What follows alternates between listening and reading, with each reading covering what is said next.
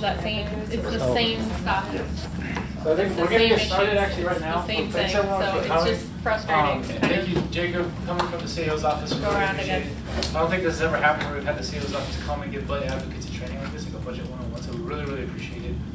Barbara has basically taught them a few times how to do what, especially the people that start, how to do what they do. And so it's been really great. So now it's like a combo effort, teaching them budget 101, the process, and then what your role is as budget advocates, sort of veteran budget advocate, Barbara, teaching them what they should be doing. So I think some other people are going to come in a little bit late here, maybe closer to 7 o'clock. Brian is on his way. Brian's on his way? Okay, here. Because the normal meeting for budget advocates is 7 o'clock. So a lot of them kind of have their schedules set that way a little bit. So did you want to say anything, Barbara? Yes. Thank Yes, you. I'd like to introduce Jacob Wexler. He's been with the CAO for 16 years. He's been with the city for 16 years and with the CAO for 11 years. And I really appreciate his coming today. He's head of the Division of Funding? Finance. Finance. And I suggested that we introduce ourselves so that Jacob can know who he is talking to. After you introduce yourself, would you indicate what neighborhood council you're from and whether you're a budget advocate, budget representative, or other? Starting with Michael. Hi, I'm Michael Manavar with North Hollywood Northeast Neighborhood Council, and I'm a budget advocate. Maureen Hernandez, I'm project coordinator, working with Central Region 6 Neighborhood Council. Hi, my name is Kathleen Quinn. I am a project coordinator. I work with neighborhood councils in the North and South Belt. Hi, I'm Freddie Cooper Names. I'm a budget advocate and part of North Hollywood West Neighborhood Council. Good evening, Corinne Ho, former president of the Canoga Park Neighborhood Council. Glenn Bailey, budget advocate, Northridge East Neighborhood Council president, also an officer with the Valley Alliance of Neighborhood Councils and the LA Neighborhood Council Coalition. Don Evans, Canoga Park Neighborhood Council, budget advocate.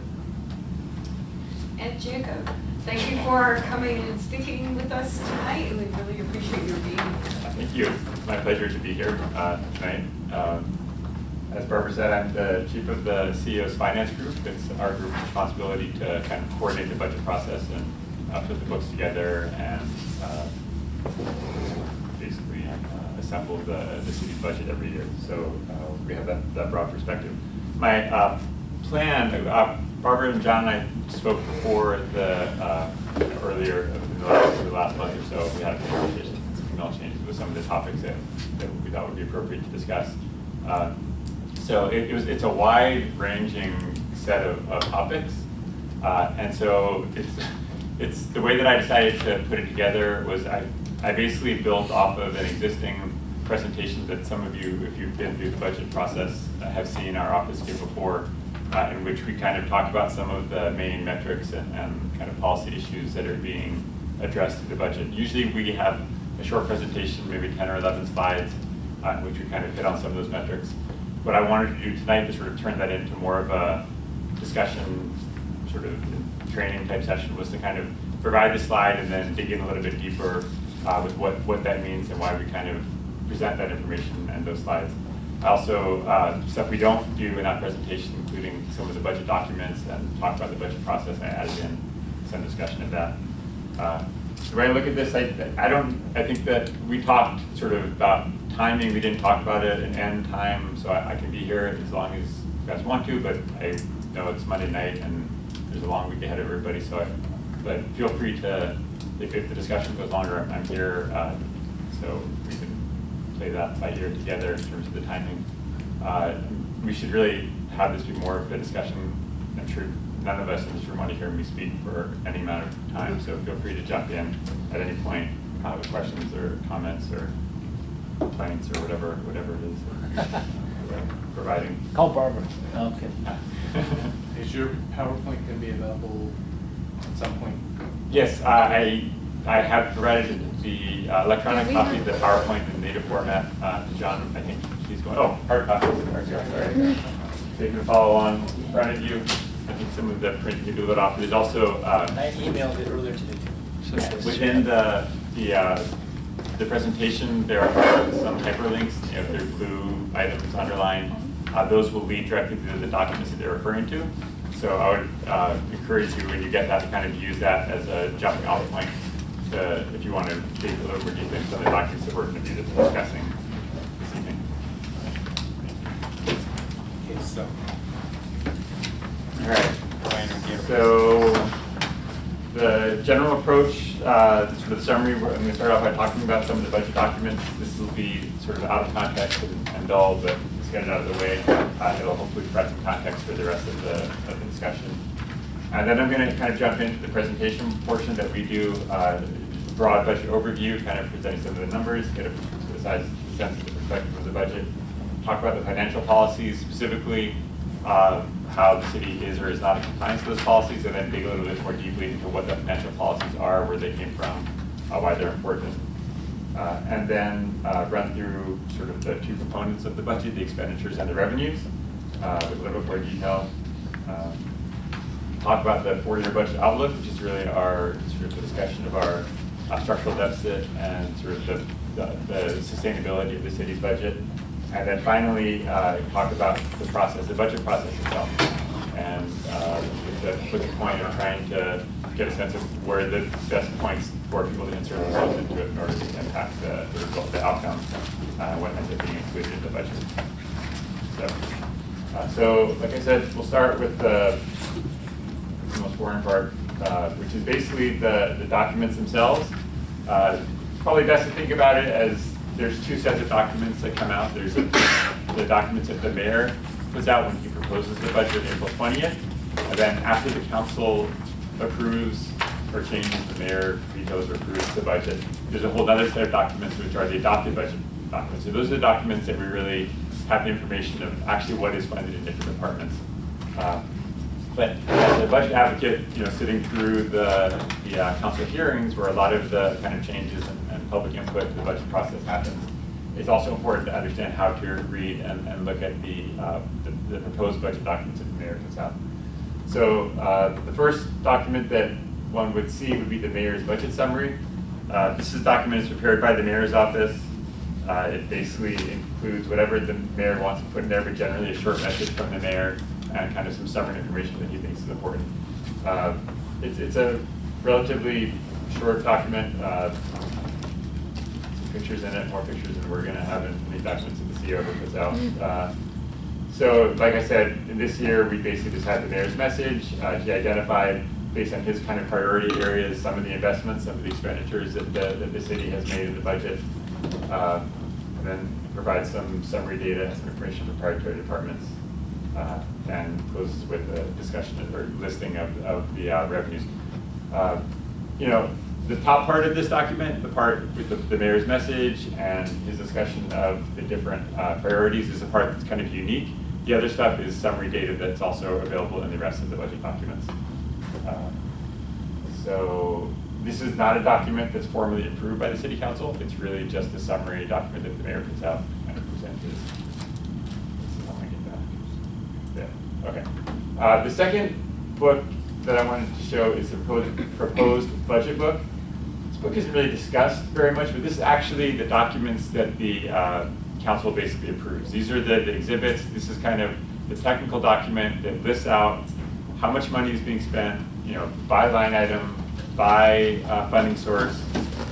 It provides information about grant receipts, and it also provides information about the distribution of resources by city function, which is kind of an interesting, as opposed to by department, we look across the board at all public safety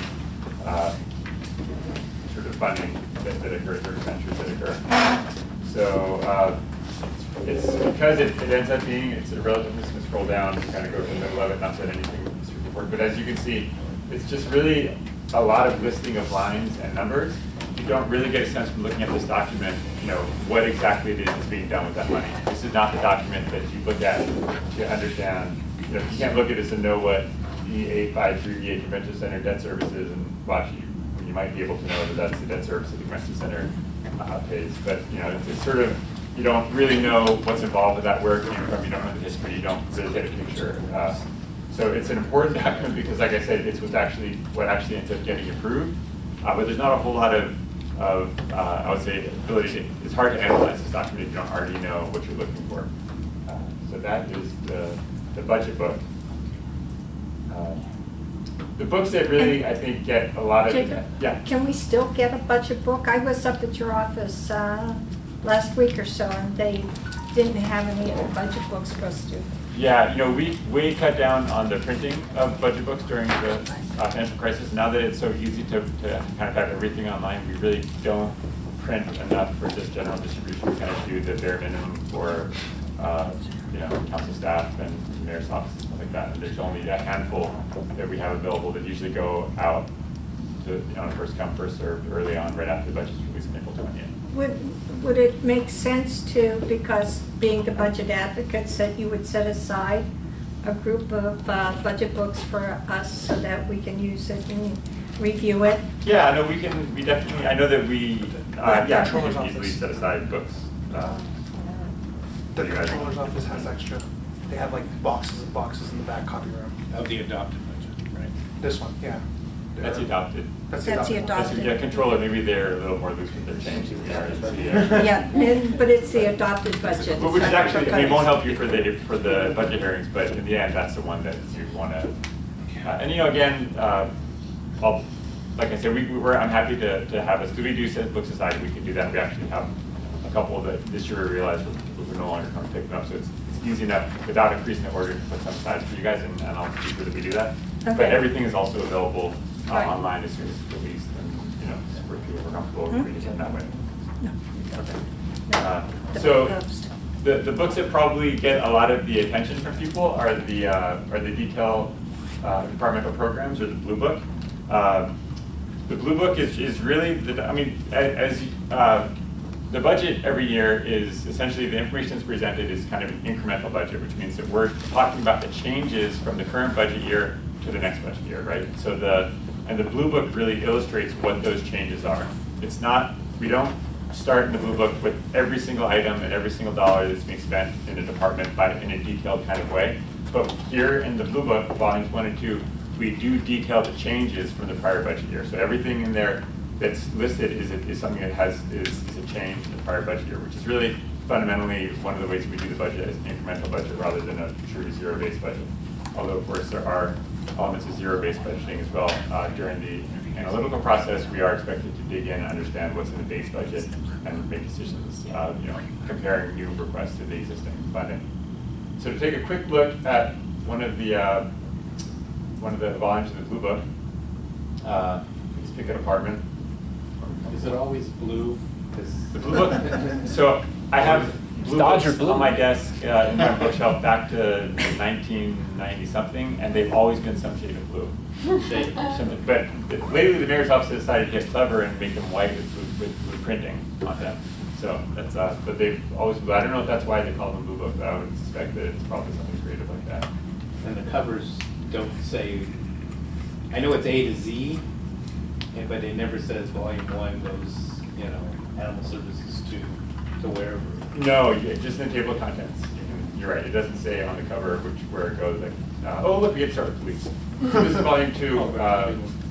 We begin. We begin the first page of each. This happens for each department, so we list each department out and we provide that information. The first page is basically summary information. This is the history of the funding over the prior 5 years. This is the history of the number of positions. We provide detail based on general fund and special fund for spending, and by positions for regular and resolution authorities. Regular and resolution authorities, in my mind, are two different things that are basically serve the same purpose, but essentially it's two different ways that positions, or two of the primary ways that positions are authorized for the subsequent fiscal year. A regular position, really the difference is that it's approved by ordinance, and a resolution position is approved by resolution. Both things are technically approved during the subsequent fiscal year. In the proposed budget, we list out what's going to be included in those documents. And once the council and mayor approve them, the actual ordinance goes before council, the departmental personnel ordinance, which has not gone yet, gets approved, and the personnel authority resolution with the resolution authorities also goes to the council and gets approved. That's already been to council this year. It's just, it's kind of a technical, that kind of thing. Sometimes people get kind of fixated on, oh, is it regular or resolution authority? The thought is that resolution authorities are temporary, they're for 1 year. In fact, and so we would be more likely to approve it for something that's going to be a short-term program, or perhaps like an IT project where we know it's like a 5-year program. We want to go back and look every year at the positions. But the fact is every position can be continued every year and every position can be eliminated every year. So there's not, it's sort of a overstated difference in my mind, but that's what those two different things are. Then we have a nice little pie chart which breaks down the funding by program. And there's more information in the program back end. This is the amount by program. So field forces, patrol officers. And then we identify the main budget items, but not so many that it goes down to the second page. So that's sort of our rule for how many main budget items. So that's the blue book. And then we have sort of a list comparing by line item. So by account, basically, the adopted budget amount, and then the changes, and then the new budget amount, the proposed budget amount. And then you also have that, the summary information, then you have that by funding source as well. So you can figure out where the department has been funded. Obviously for police, it's primarily the general fund, but they do also have other sources of funds that are on budget, and those are listed down here. So if you want to know how they're funded, you can see that and how it's changed. And then there's a set of changes to the budget for various programs. These are things that cross over all of the departmental programs. So you have, the most common one is going to be the employee compensation adjustments, right? These are changes that we have to make either because there's an MOU or because the mix of the people who are actually employed in the department has changed, so the amount that they need to get paid is slightly different. Believe it or not, every year there's a slightly different number of working days. So if we have one fewer working day, we get to save money. And if we have one more, we have to shell out money. This year was a negative because it was a 260 day as opposed to a 261 day year, which is our standard. So with PD, it adds up. Some of the other departments is obviously a little bit smaller. And then also positions that were partially financed the year before, maybe a new position was added with for 6 months funding. You have to fully fund them in the future years, so the positions are fully funded. So that's sort of automatic thing. And this is really where this is sort of the say number as a base design, but it's a plug number basically. This is a number that basically says, hey, we have a different mix of individuals in the department. This is how much it costs to pay for that new mix of people. Maybe it shows promotions or paper step increases or something. For whatever reason, it captures the rest of those salary changes. What does SG mean? Okay, so down here, these are the accounts. This is the funding by account. So SG is salaries general. That's going to be civilian salaries. SW is salaries sworn. That's sworn salaries. Related costs is basically, it's more of an illustration. We don't actually pay for related costs, but this gives you a sense of approximately how much it costs for the salaries that are reflected there. There's another place in the budget where we're actually funding the pension and benefits costs, but this kind of gives you a sense of, hey, if we're adding 10 people and it's going to cost us $800,000, it's going to be $600,000 in related costs. So you get a picture of the full cost of those positions.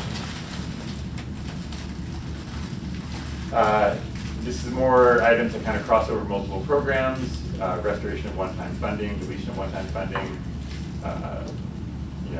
some of the hiring that crosses over multiple programs. This is basically the sworn hiring plan to take into account. EX is what? EX is expenses. So that would include contractual services, travel, any kind of expenses. There's a whole bunch of those codes down there. There's sworn overtime. Anyway, there is in the front of the blue book, there is a listing of all of these abbreviations with what they mean. I was just going to ask. Yeah, there is. It's in there somewhere. It's in there. Maybe I think it's in front though. Okay, then we get into not quite yet. Let's just skip through the various programs. Then we get into the individual programs, program by program. So this is a budget program. Is sort of a place where you do one set of services that are somehow linked to each other. Field Forces obviously is going to be the major program. As we saw on the front page, it's about half the department's budget. And it says up here, the priority outcome, the mayor identified some priority outcomes. So this is the safest city. You see those four. Each one is going to be sort of the broad categories of what those, what the program falls into. Then there's going to be a description of the program, and what services are provided under that program.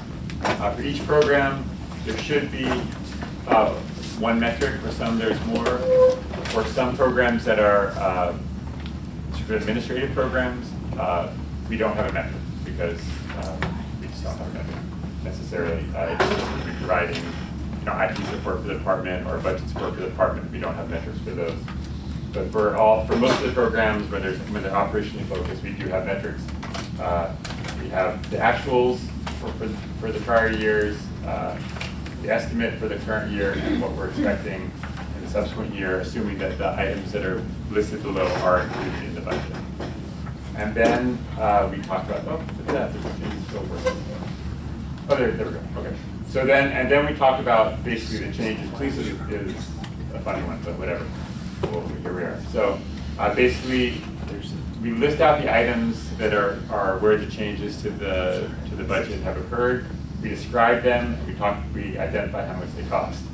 I would be suspicious of anything that says zero next to the police department, but there must be some reason for it. Because it's a grant. So basically, the funding is probably off budget, or it's included as an offset or something like that.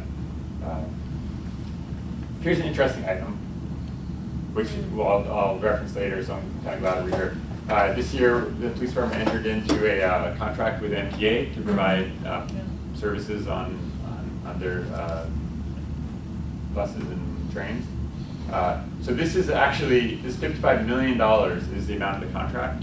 There's revenue to back it up, but it's also a new general fund expenditure because the revenue comes in as a general fund revenue, and then we spend it here. What that did is it inflated our budget by that amount. So our general fund budget actually looks, it did increase by this amount, but it makes it look like we had a bigger jump than we actually did. That's a significant amount, even in our $6 million budget. 50 million is 1%. Anyway, it makes a difference.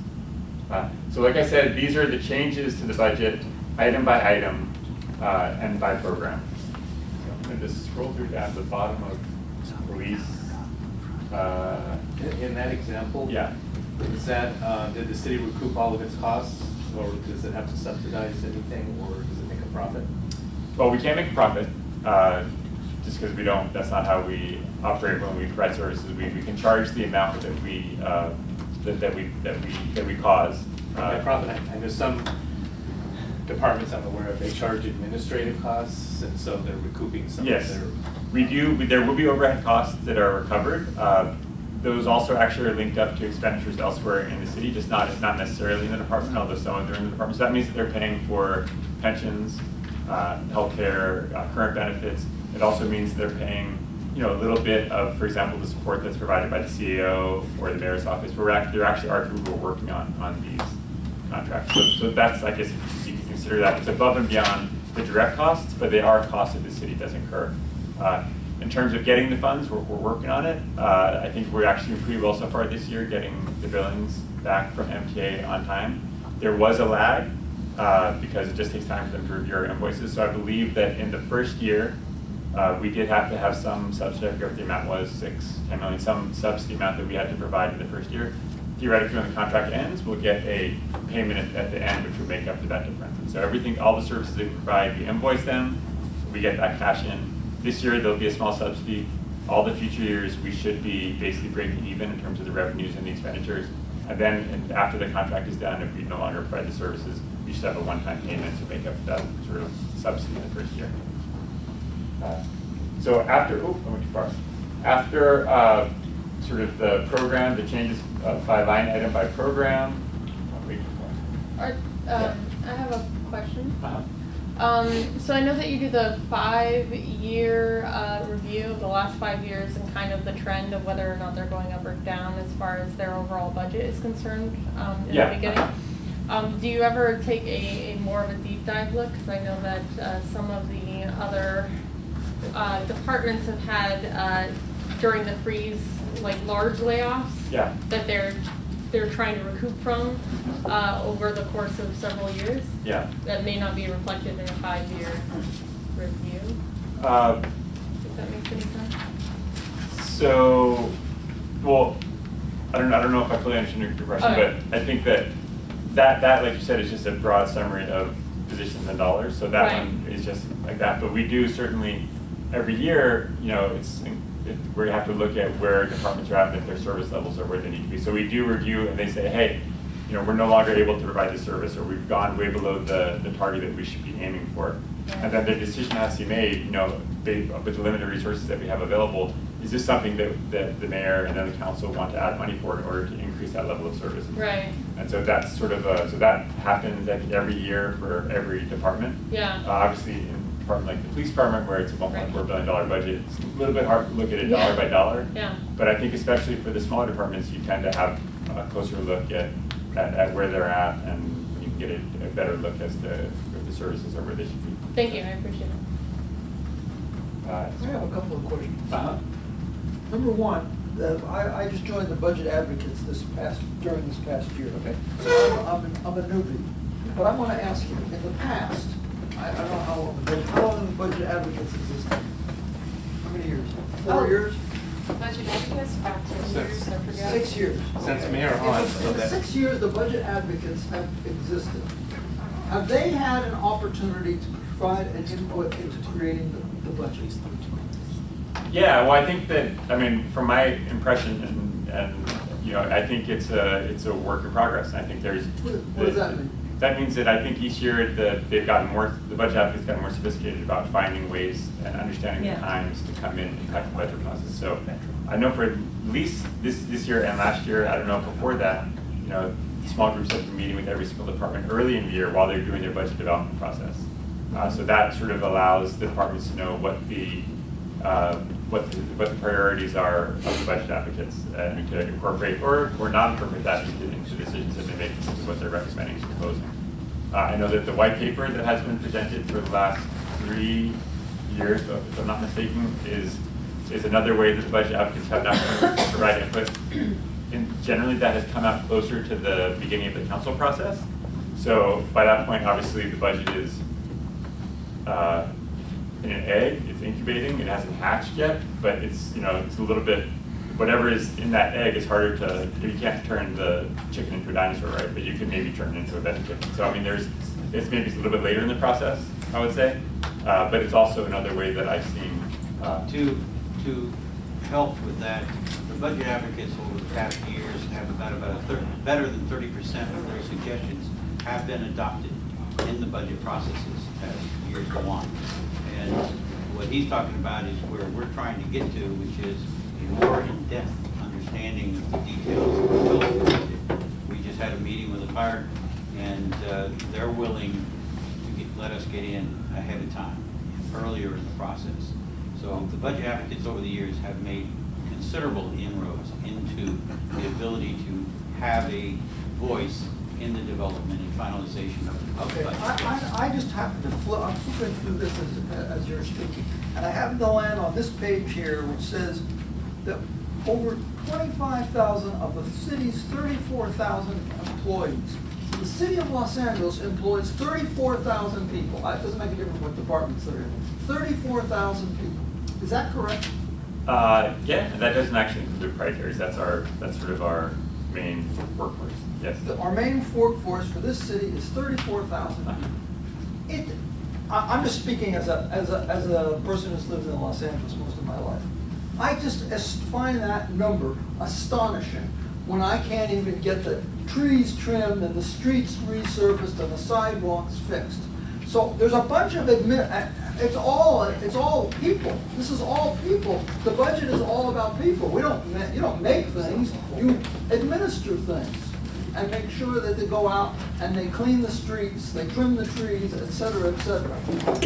To me, there's something, just taking last year's budget and just saying, well, these will be the corrections from last year to this year, or adjustments, whatever you want to call them, adjustments to last year's budget, doesn't get to me, the root of the problem is that we have 34,000 employees, and I can't begin to even understand how we have that many employees. I know I'm on a soapbox, folks, but sorry, I'm not going to apologize.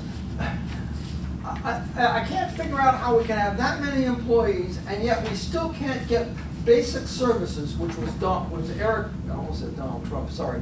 Eric Garcetti's thing, back to basics. Well, to me, back to basics means keeping the streets clean, the streets paved, the trees trimmed, etc. So we've got a bunch of people who are doing stuff. And I didn't know that this meeting was gonna take place. And I tried to download, I remember I said this at the last Budget Advocate meeting in West LA. I said, we need to have an Excel spreadsheet of the budget. Remember me saying that? Okay. So I finally figured out where on Ron Galpern's Control panel. control panel, thank you, how I could get the budget off of his website into my computer. So I did that. And what do you know? The budget that he has posted is fiscal year 2014. So last week I was here in City Hall and I said, I want to see somebody who can explain to me how I can have the budget for the current year. They said, go to the mayor's help desk, which is downstairs, 3rd floor, I think, whatever floor. And so they gave me the name of somebody to contact. I contacted that person. I haven't read all the emails, which I got today, because this was just last week. Something about, well, the last one I read was something about, well, we'll have to see whether we can actually provide you with the current budget in an Excel spreadsheet. So, and just so you know, the person that you contacted, John Chavez, who's the mayor's There you budget go. director, and I spoke to him this afternoon about that very issue. Okay. And I'm the guy who started I asking the question. I made that connection now that you've said all this, and, Now you got a connection. yeah, so, they, you know, they do have the budget in Excel, it's, you know, it's, and they have it posted on a link, an open government link, which they're gonna send to you, or they'll communicate back with you, so I talked this afternoon. All right. By the way, when I downloaded it for all of your information, do you want to know how many lines it is? I was delighted my computer was able to handle it. 2,400 lines That's, on the Surprise. spreadsheet. That's the Ron Galpern's. that's a summary. The actual budget that was submitted is 1,800 pages.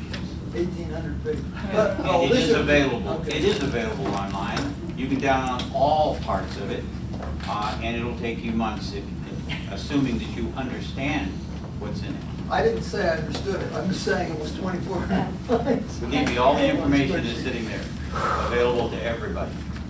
And Don, Send that to me, yes? I'm not going to, but the mayor's office has, it's their website, they're the ones who have that posted, so John will get back to you. Don, Yeah. just for your information, back in 2008, 2009, the city went through a budgetary crisis, and a lot of people were let go or laid off.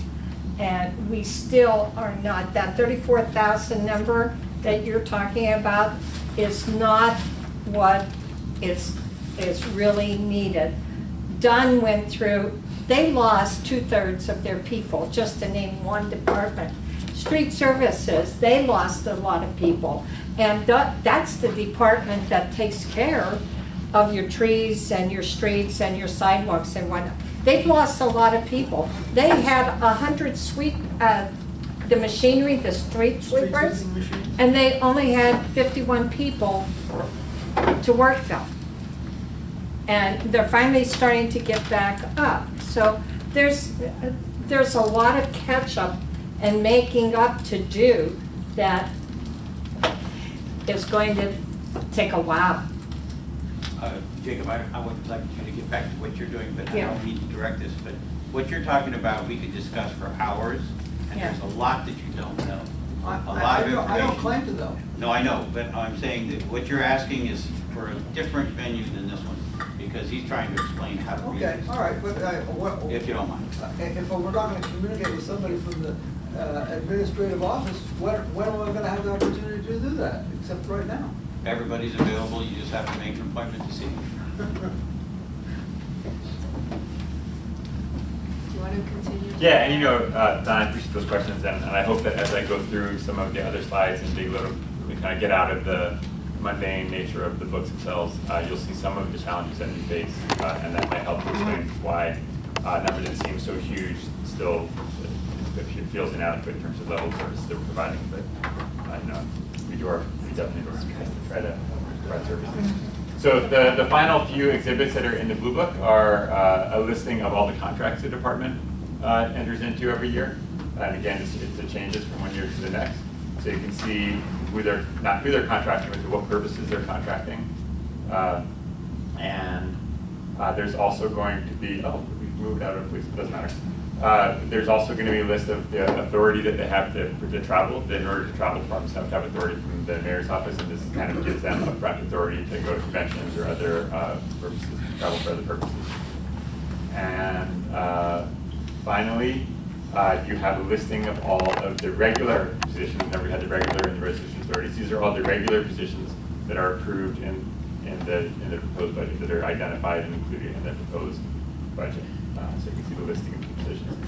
And that's the contents that's in the Blue Book. I'm going to try to maybe rip through the other ones a little more quickly because I think it's less interesting than. It depends on who you're talking to. What's that? Maybe depends who you're talking to. The next two, well, the next book is the Revenue Outlook. This is basically the book that is going to identify sort of the sources of revenue that the city has. Again, it's in the proposed budget, so it's not the final one. In this book we list out the major funding sources, and there's sort of a discussion and analysis of some of the major sources as to what we're expecting in terms of projections, where the estimates are coming from, discussion of what those sources of revenues are. Yeah.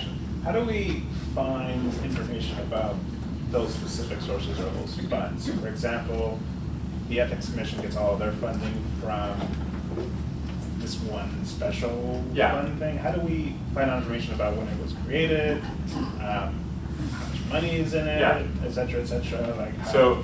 So the Ethics Special Fund is fully funded by the General Fund, so that's probably the most important thing we need to know about that. However, for each special fund, whether it's one like that that's fully funded by the General Fund, or it's actually a special fund that's funded by a specific funding source, like for example, sanitation special funds, which are funded by our trash fees or are funded by our sewer charges. If you go to the budget book, there's a listing of each one of our special funds that's on budget by schedule. And in those schedules at the top, it kind of provides the authority that established the special fund, the uses of the special fund, and then it also lists out the sources of funds that are coming into the special fund, as well as the uses, the sort of expenditures and appropriations that are being made against those revenues. So you go to the budget book and maybe search for the schedules or look through the table of contents, you should be able to find, including the ethics one.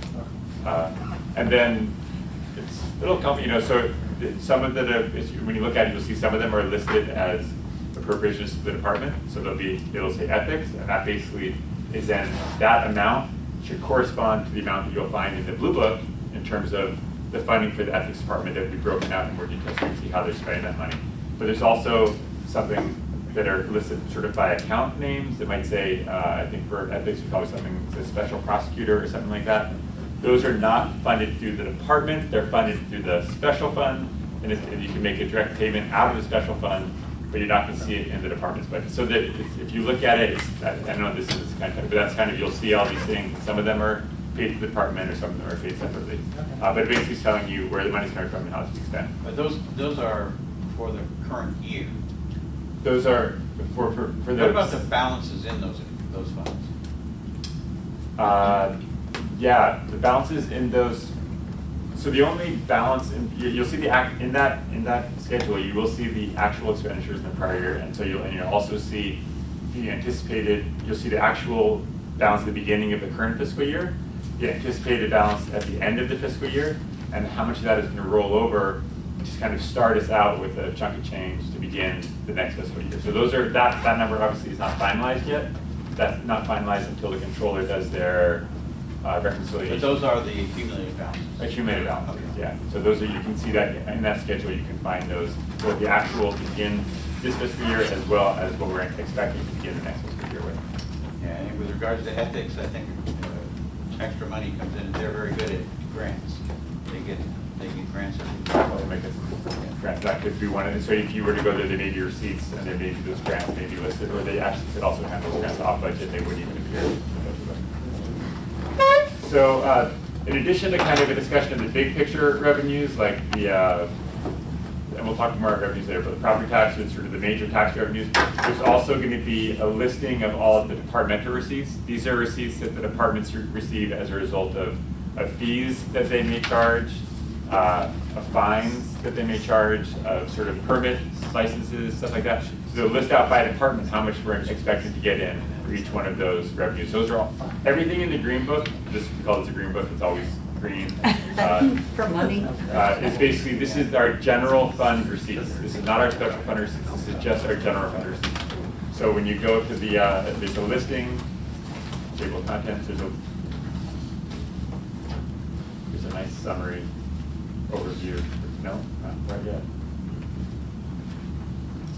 There we go, okay. So this is basically our general fund receipts listed by large category, by big, by the large amounts, kind of round to the nearest thousand.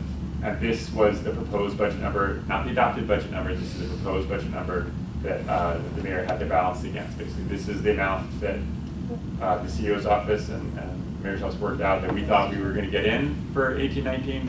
Once got to council, they changed that a little bit. But basically, this is the number, and this is the general fund receipts. And all of these, like I said, all of these large categories are detailed in this green book. So if you want to know more about our general fund receipts, go into the green book and read the subsequent pages, and you can get that kind of a. You said 18-19, you meant 17-18? I did mean 17-18, thank you. Yeah, 17-18. You don't know 18-19 yet. Okay, so that's the green book, that's the revenue book. The final book is it's supporting information for the Budget and Finance Committee. This is information that the CEO provides, not at the behest of the mayor's office. Everything else is basically the mayor's budget. This is the one document that we prepare as part of the proposed budget that we're doing for the Budget and Finance Committee. The CEO kind of has this role in the city, charter role, that we serve both the mayor and the city council. For budget, what that means is that we're staff to the mayor until April 20th, and we are staff to the council during the rest of the budget process. So they make a request to us to provide specific information, and we put together this book that basically identifies that information. It's a lot of analytics and stuff that they're interested in. It's answering questions that the council asks every year. There's a lot of discussion of our financial policies in this book. There's sort of listing summary information in a way that the council likes to look at it, which isn't necessarily the way the mayor wants to present it, so we provide that to them. It's a lot of historical information. You know, what's the last 10 years of the budget? What's the last 10 years of the reserve fund? So there's actually a lot of interesting little nuggets in here. Sorry. Yeah. Would liabilities be listed in here as well? Because I know that that's something that they have to balance the budget Yes. with. So liabilities, we don't provide, the council does not ask us, that I can think of, for any specific information on liabilities, but we do have liabilities listed as sort of as part of the blue book. Okay. I showed you guys the departmental part of the blue book. In the end of volume 2, we have something called the non-departmental pages. These are for accounts that are not necessarily owned or controlled by a single department. One of those is a liability claims account. In that, we'll have information about what we're paying for out of that account, as well as some analytical and detailed information we'll give you. In that one, I think we break it down by sort of the type of liability. We also give you some historical data. And there's probably about 15 or 20. We have information on sidewalks in there, which might be interesting to you, on our street program. We have information on the homelessness program. So there's going to be different summary information, and it's a little bit more analytical, a little bit more text-driven. So one part, this is our CEO, our faceless, nameless bureaucrat. This is our one time to actually have a little bit of personalities in the front of our supporting information book, in which we basically provide what we think are the most important parts of the budget for the year, and some of the challenges that we think we're facing. It's basically a letter from the CEO to the council. And this sort of will telegraph what it is that we're going to present when we do our presentation to the Budget and Finance Committee. And this is, because we staff the mayor, but the mayor makes his own decisions about the budget. So we may be making recommendations that are different from what the mayor ultimately wants to put in the budget, and that's fine. We're an independent office. That's our goal, to be an independent office. And the mayor is the elected official representing the people of Los Angeles, and he ultimately should make the decisions. But this is our opportunity. If there's something that we have been recommending that he go a different way, this is when we might say, hey, these are our concerns about the budget. We're not going to obviously be inflammatory about it, but this is, if you read between the lines, you can kind of see where there might have been recommendations for a different approach. When you're talking about liability, can you define what you mean by liability? Sure. So when I was responding to the question, what I was talking about was really the account that we have in the city in which we pay out the claims and judgments and settlements that have occurred as a result of suits against the city.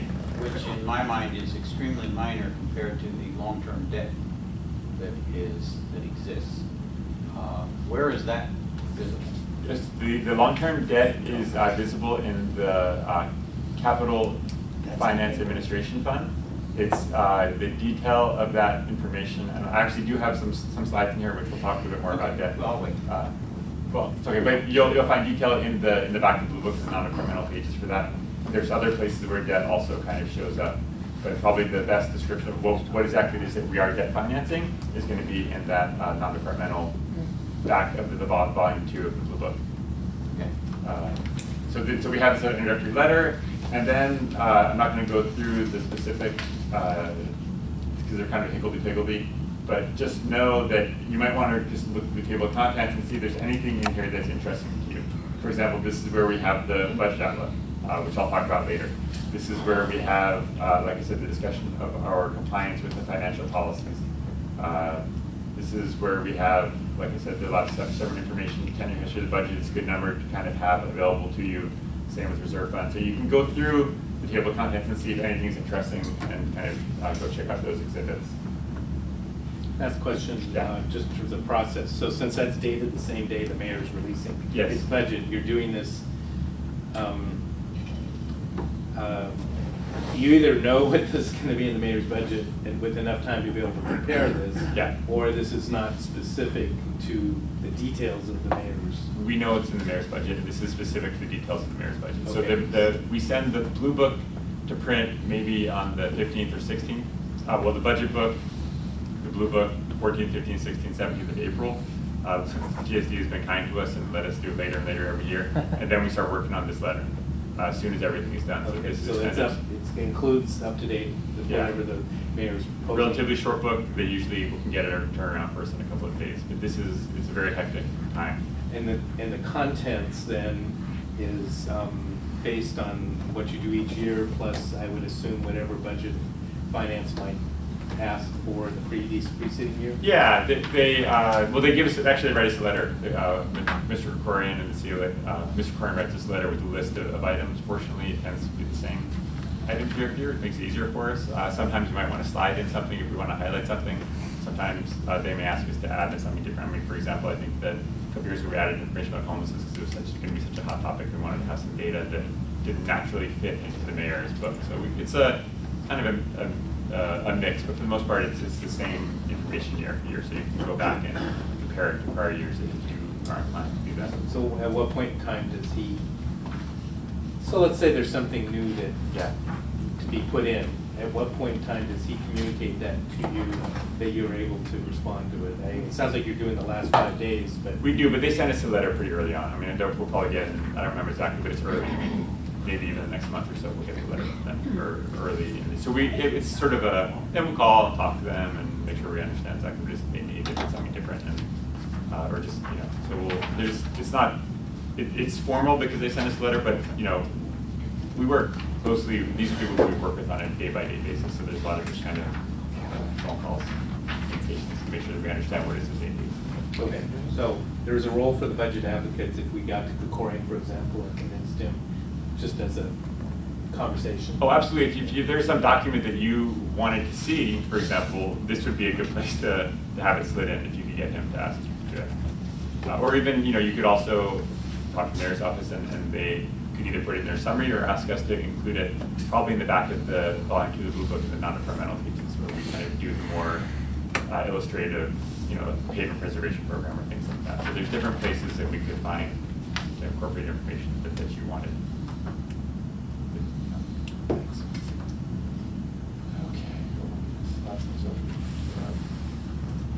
Okay, so spent a lot of time on those. Let me just, these links are available to you to look at them. The adopted budget is basically the same as the proposed budget, but the information is updated from the adopted budget. So this comes out, the controller puts it out. There is, the only difference between this is that the front portion is the budget resolution, which is a document that the council actually approves when they're approving the budget. So the first 50 or 60 pages of budget resolution, and then basically it's just the updated proposed budget with all the changes that the council has made. So again, it's gonna be a technical document. It has those schedules in there, but it's basically a listing of appropriations and expenditures and revenue. Can The you tell, budget, yeah. can you tell what changes were made? Like, went from Uh, $1 million to 2 million, or was it just reflect the change itself? In the budget resolution, which is, like I said, the first, 50 or 60 pages, and you can see them because it says R on the bottom. We actually do bold the numbers that have changed. In the budget book, but behind there, you can't tell what changed. So here's an example. The council increased the transfer from the federal IGT, the intergovernmental transfer. It's the funding that the federal government gives to support emergency response. It's a grant that we started getting a couple years ago. The mayor thought we were going to get $6 million. The council thought we were going to get $12 million. So there's the change reflected there. It's full. So that's the only place you'll see those changes. Our budget summary booklet. Some of you may have seen that book. It's a little paper book. Yeah. It's a. The big one or the small? The small. It's a small. It's the kind of we usually. It doesn't have the level of detail that you may want, but it's something that we give to council members when they go out to community events. It basically has the main summary information in there. It's a it's a useful document. Yeah, there it is. Thank you. Yeah. So I think it's a useful document, but it's not the level of detail that you'll find elsewhere in the budget. Those are available through the CAO's office? We do have plenty of those. So in the past, when we've done our regional budget days, Yeah. we've taken 100 to each Yeah. of the regional budget days. I think we still have some left. If you let me know, we can. I actually don't know how many we have there on my fiscal office, but we have more. We're not going to use 700, I don't think, unless we have really super successful. We are happy to give them out if we have them. So we print more of those. They're, as you can see, a little bit on the chintzy side, so we can. Need the space, do you? Yeah. Well, it becomes less sort of useful after a few months. I noticed a couple of years ago, that book had a number of areas where it said miscellaneous. Sounds hard. That's really difficult for anybody with an account, because those numbers were huge, miscellaneous numbers. And I felt at the time when I first saw that should probably not be done that way. Probably right. It could be that that huge amount represents 60 or 70 more accounts. So it's a little, in one page, it's a little hard to, but we're always available, going home. So. The white book is a book we don't always do, but we've done for the last 4 or 5 years. It's basically the blue book with all the changes that the council made. And here you will see the same blue book items, and if they've changed, there'll be text underneath it explaining what change the council made and where they made that change. Was it a part of the budget motion? Was it in an item that was approved as a Budget and Finance Committee report? Also, for the first time, I think ever this year, we actually changed updated the non-departmental pages in the back of the of volume 2.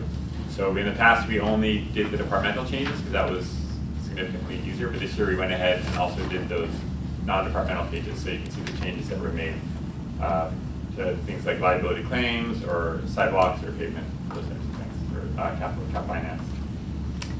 Okay, so that's the budget documents. The rest of the presentation will go faster. I wanted to get this out. I didn't mean for it to take quite this long, but I wanted to kind of, so when we reference these documents for the rest of the discussion, we're all kind of on the same page. We know what's in them. Do we have any questions about the documents themselves before we move on to more hopefully interesting stuff? Okay, great. Okay, so here's some numbers. This is our budget overview. This particular slide presents the full cost of city government. There's that 33, not quite 34,000. Basically, so what we have is this is the full city, right? So at the top we have the proprietary departments, 15,000 proprietary employees, $15 billion is what they're spending. The middle part here is the general fund and special fund portion. That's our $9.3 billion budget and our 33,000 authorities.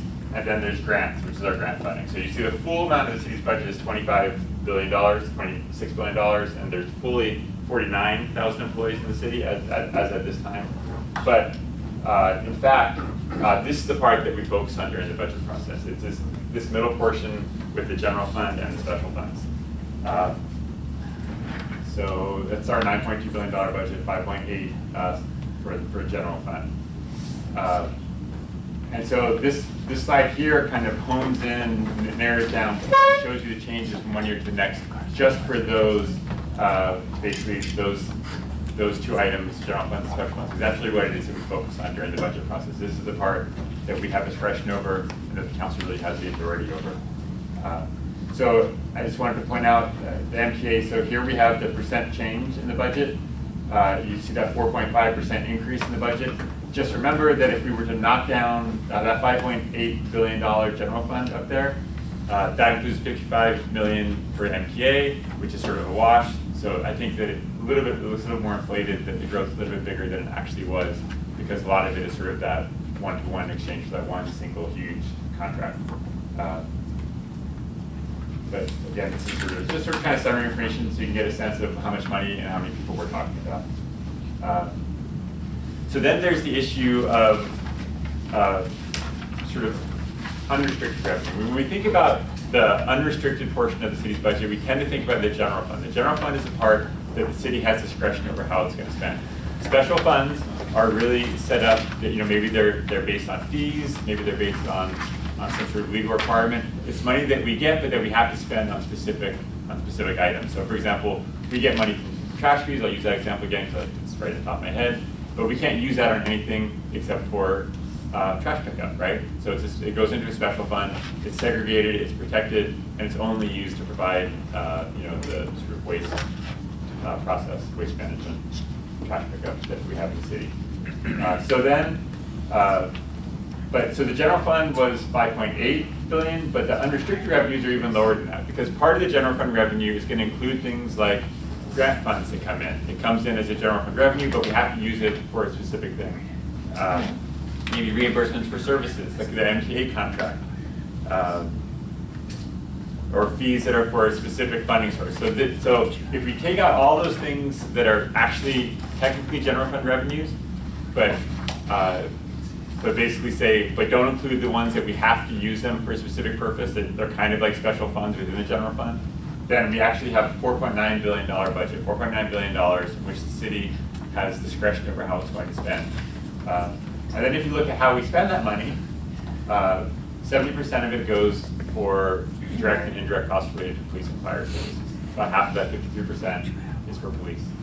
Yeah. I just want to point out one thing. On your handout, the printout, it shows a little messy part over the graph.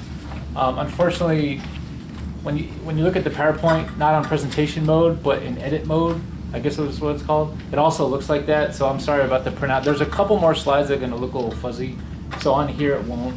So I just wanted to tell you it's a printing error on our part. So Public Works work out is- the e-copy that you guys get. sorry. Look like this. It's like an illusion. So after we spend 70 on police and It's like fire, a riddle, there's another 10% that goes to library, rec and parks. That's also charter required, essentially, because that's the contribution that the charter requires us to make to those two departments. So take out that 10%, then we have about 20% of unrestricted revenue to spend on the rest of the city. So what this means is that if we have a recession in which we have, say a 5% reduction in revenues or something like that, which is actually pretty high, but let's say that we had that.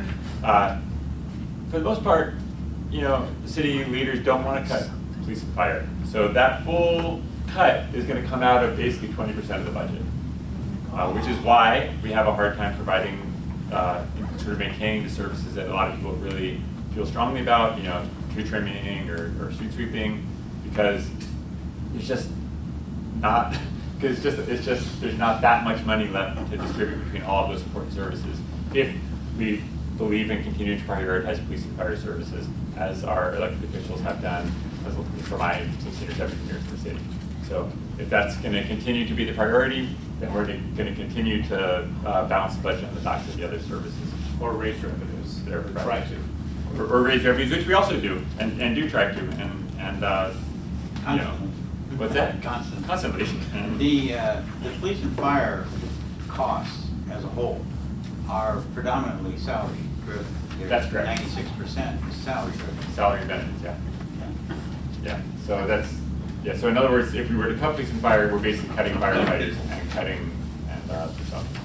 Clarification, did you say 20 or 30%? So it's 30, but I kind of took out library and rec and parks because by charter, we have to provide that 10% to those two departments. So that's a requirement in charter. That's their contribution. It's not really discretionary, but it's unrestricted technically, but that's why it's there.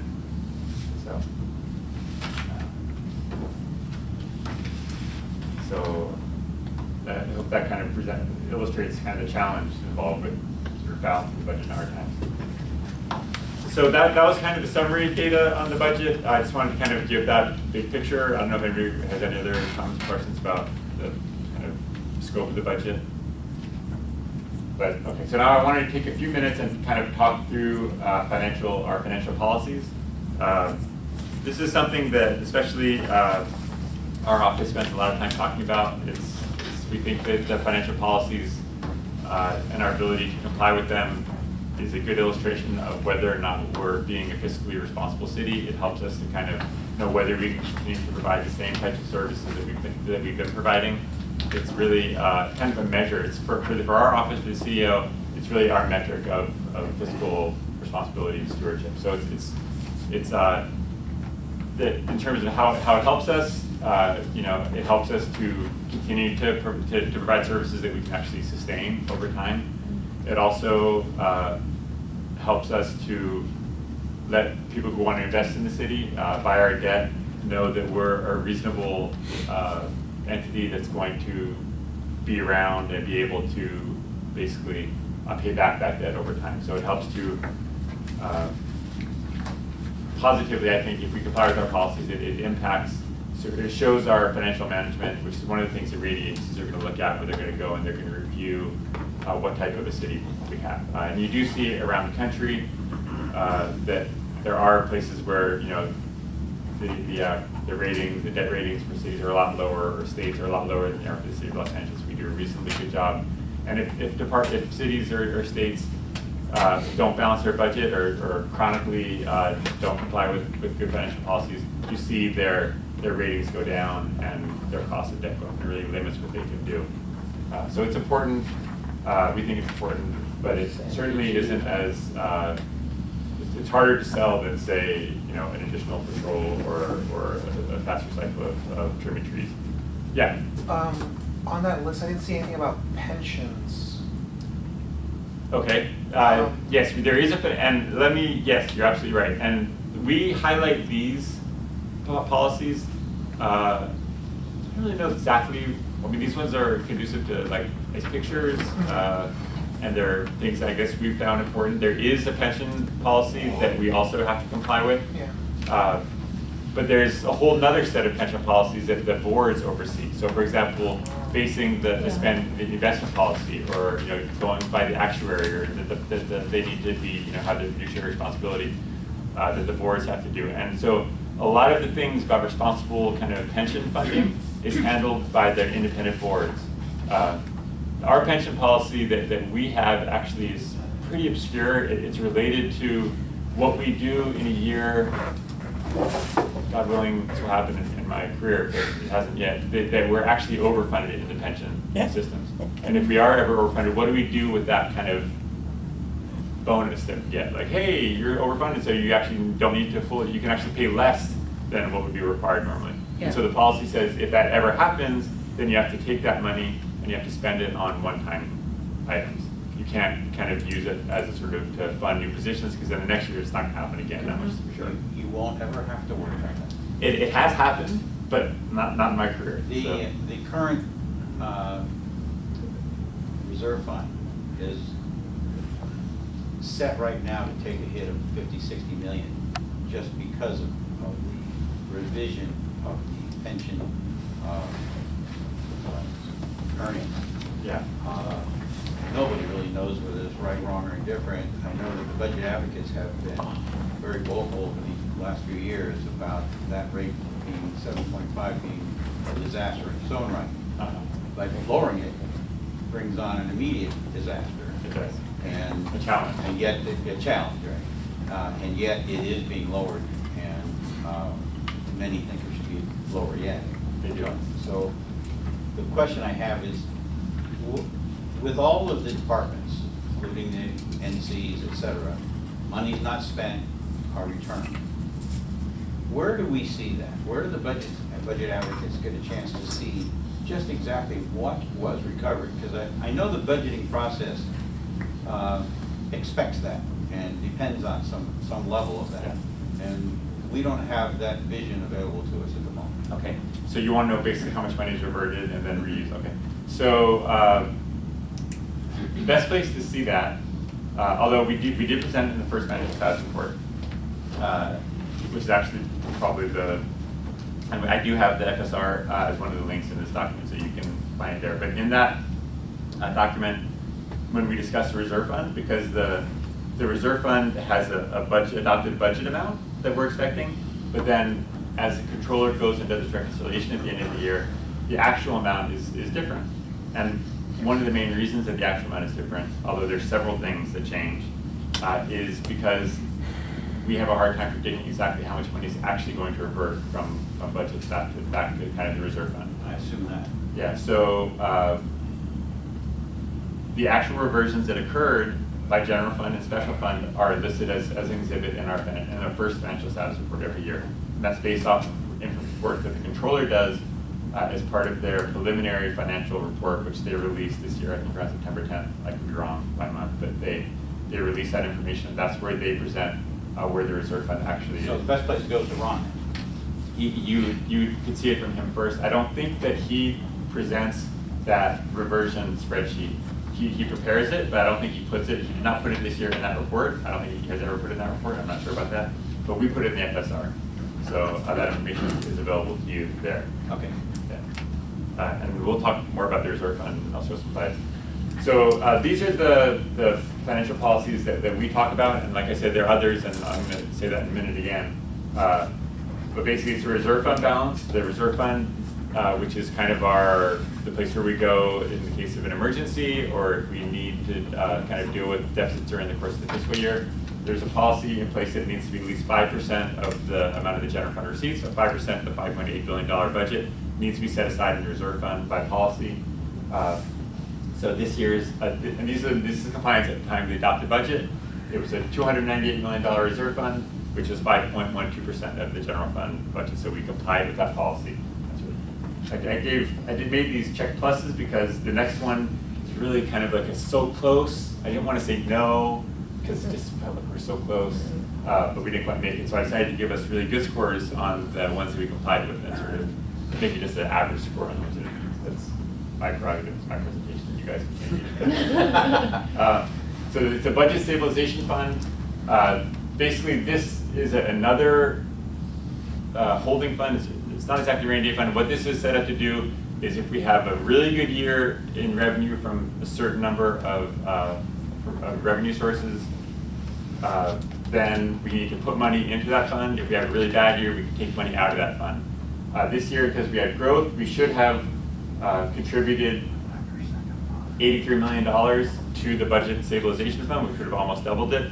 But there's a provision in the ordinance that says if you need to take that money and use it for capital expenditures, then you can do that. So we took $75 million of that and put it towards capital expenditures, towards infrastructure investments this year. So we're just $8 million short of what we should have done. We probably should have contributed $8 million to the budget stabilization fund, but we did not do that, so we didn't quite comply. We actually had complied in the mayor's proposed budget, but by the time the adopted budget came out, the council made some changes. We were no longer in compliance. The next one is back to that capital investment. We're required to spend 1% of the general fund. So a $5.8 billion budget, we need to spend $58 million on capital investments. We had $75 million this year, which is 1.28%. That's the same $75 million that's listed in the budget stabilization fund amount. All these items are basically general fund. We're not talking special fund. This is all general fund policies. One thing that's important for fiscal sustainability is our one-time revenues and one-time expenditures. For every one-time revenue that we have, we only want to spend that money on one-time expenditures. We don't want to take a one-time revenue and use it to hire a new city employee, because after that money is gone, the employee's still going to be there, and we're not able to pay for them. So there's a policy that we match up our one-time revenues. This year in the adopted budget, we had $65 million in revenues and $108 million in expenditures. So that's good. That's where we want to be. That means that we actually have more one-time expenditures than we had one-time revenues. If it was reversed, then we would not be in compliance with the policy. And finally, we have some debt policies that basically say how much voter-approved and total debt we're allowed to have. We complied with both of those policies by staying underneath those ceilings. And I have slides on all of these, so I probably should have just waited to talk about them in detail then. Let me just do a quick aside and say, kind of in response to Freddie's comment, these are not the only financial policies that we have. We have dozens of financial policies. Probably the most comprehensive single location is the financial policies for the city of Los Angeles. It's a 2005 document. Here's your link here. There it is. And it's broken down into 6 different sections: fiscal policies, fee waiver policy, capital improvement funding policy, which is that 1% policy I talked about, pension and retirement funding policy, which is the pension policy that we talked about, the reserve fund policy, which I've already mentioned, and the debt management policy, which is long. So some of the ones that are in here that kind of jump out at me as being important, and you should go through and read it, especially the fiscal policy section, I think. It's short, but I think you get a lot of bang for your buck if you just read that first section. So we discourage interim appropriations. What that means is that we basically, as a policy, we don't want to, in the middle of the fiscal year, start a new program, right? Because how are you going to sustain it after the year is done? The policies require that we have a multi-year forecast, that we project out in the future. Do we have a structurally balanced budget over the long term? The policies require us to do that. We do that, and I'll show that to you later. We have a policy that we try not to subsidize grant programs. So if we get a grant, we don't want it to be a grant that's going to require us to pay for that same service every single year for many years to come after that. We want to make sure the grants will help us to provide a service for that period of time. And then when the grant goes away, the service can also go away. Yeah. So, for example, I don't think this is a grant, because it's like the Older Americans Act. A few years ago, Congress didn't pass the budget, so there was automatic cuts, the sequestration. Yes. And so the meal program that we had was cut by like $1.5 million. Yeah. So that basically, I guess, just comes down to like a policy, just a decision by the council and the mayor to just say, you know, we're going to fund it or not. But that's not a grant program, right? No, I would consider that to be a grant program. That's a good example. Oh, really? Also, Okay. anything in the comp plan, a lot of the money that EWDD and HCID, the housing and economic development partners get for family source centers or all those types of social services programs, these are grants. What we're basically saying is kind of a harsh policy that if the feds cut the money, then we should be ready to cut the program.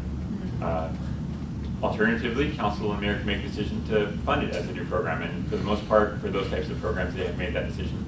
But even during,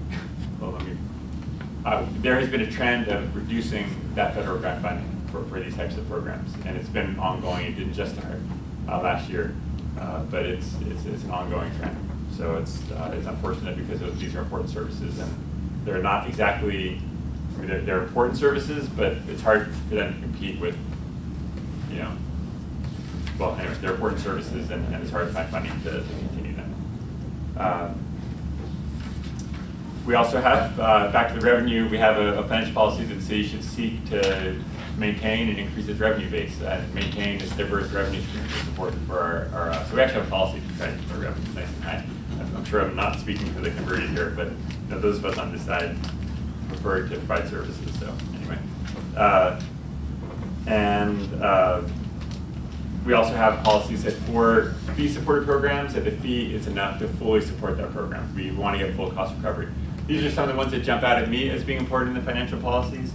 I would note that the financial policies are not actually comprehensive. There are policies elsewhere, whether it's in, underneath boards, or the controllers can have a lot of sort of accounting policies. We have policies that have been adopted since 2005. We have a budget stabilization fund policy. We have a a general fund encumbrance policy, which gets to a little bit of the issue of how the funds are reverted at the end of the year, each year. I linked those last two here, so you can find them and read through those policies. So it's a little bit spread out. Ideally, we will try to update it at some point and have it be a little more comprehensive again. But things change, ideas change, policies change, best practices change, and so this is a document that needs to be a living document, and we kind of adjust as it goes. So now I'm going to kind of dig in by those 5 policies kind of one at a time. Here is our reserve fund chart, and now you can see why we picked these because they, like I said, are produced in pretty pictures. So here, we have the 2 basic sources of the reserve fund. This is the budget stabilization fund. And this is a line item that we've had for many years in the unappropriated balance. This is money that kind of sits there. It's our first line of defense. This year is $20 million. It means if we have shortfalls, if we have revenue shortfalls, expenditure shortfalls, it's funds that we would recommend going here first before going to the reserve fund to try to make those departments or make those expenditure shortfalls whole. So we consider these to be our reserves. Cumulatively, at the time we adopted the budget, it was 7.09% of the general fund, $5.8 billion. Now, in first FSR, I think we're at 8.07, and the reserve fund has jumped up to 6.09%. So this is the adopted budget, not the current moment in time. So these are kind of the key, the total reserves that's represented by this line in 17-18 is $413 million. So that's how much money the city has that with a little bit of work it could access to kind of deal with major things that come up. But again, we do need to we need to kind of maintain a pot of money in there in order to help us for future challenges. So digging in a little bit to the reserve fund, the 2 components of it are the emergency reserve. This is really the place that we go by charter. We have to have 2.75% in the emergency reserve. This is really our earthquake fund. This is if things go massively haywire. This is the only time that we can really access these funds. This is not for, hey, let's start a new program in the middle of the year. This is for, we just had a riot and we need to deal with it. Yeah. So for example, if we have another big earthquake like we did in 1994, there was this emergency reserve fund and the other fund that you just looked at before this.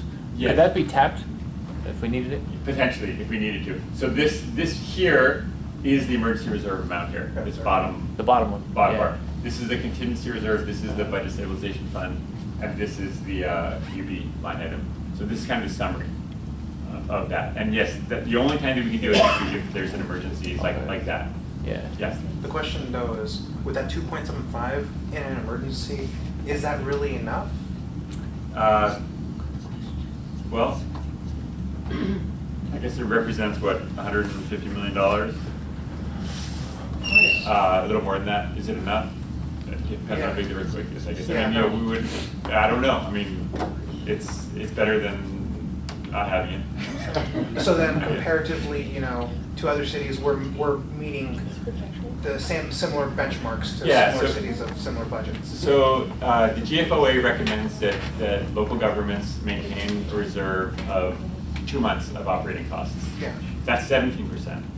We don't have that, but if you look at other cities that are similar to LA in terms of size and also kind of diversity of revenues and sort of stability of funding sources, because of our wide range, we are really we're doing fine. New York, which is obviously significantly larger, they only have 1% reserve.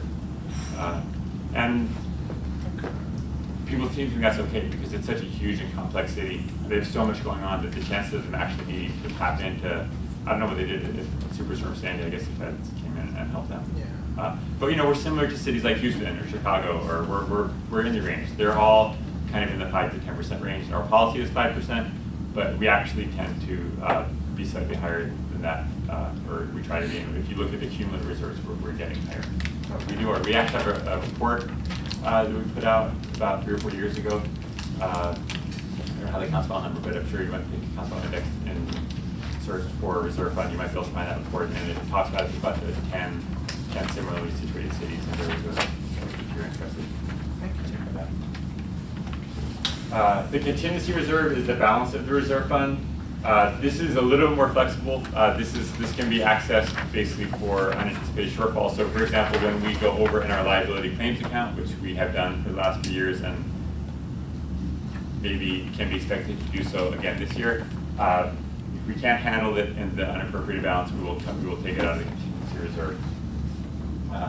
The budget stabilization fund, like I said, is intended to provide a soft landing if tax revenues don't come in the way we expect them to. So like I said, there's either contribution, or if tax revenues are a lot lower, we can take withdrawal from the budget stabilization fund. 7 revenues are basically taxes, property tax, business tax, sales tax. There's 7 revenue sources, and we just look at those.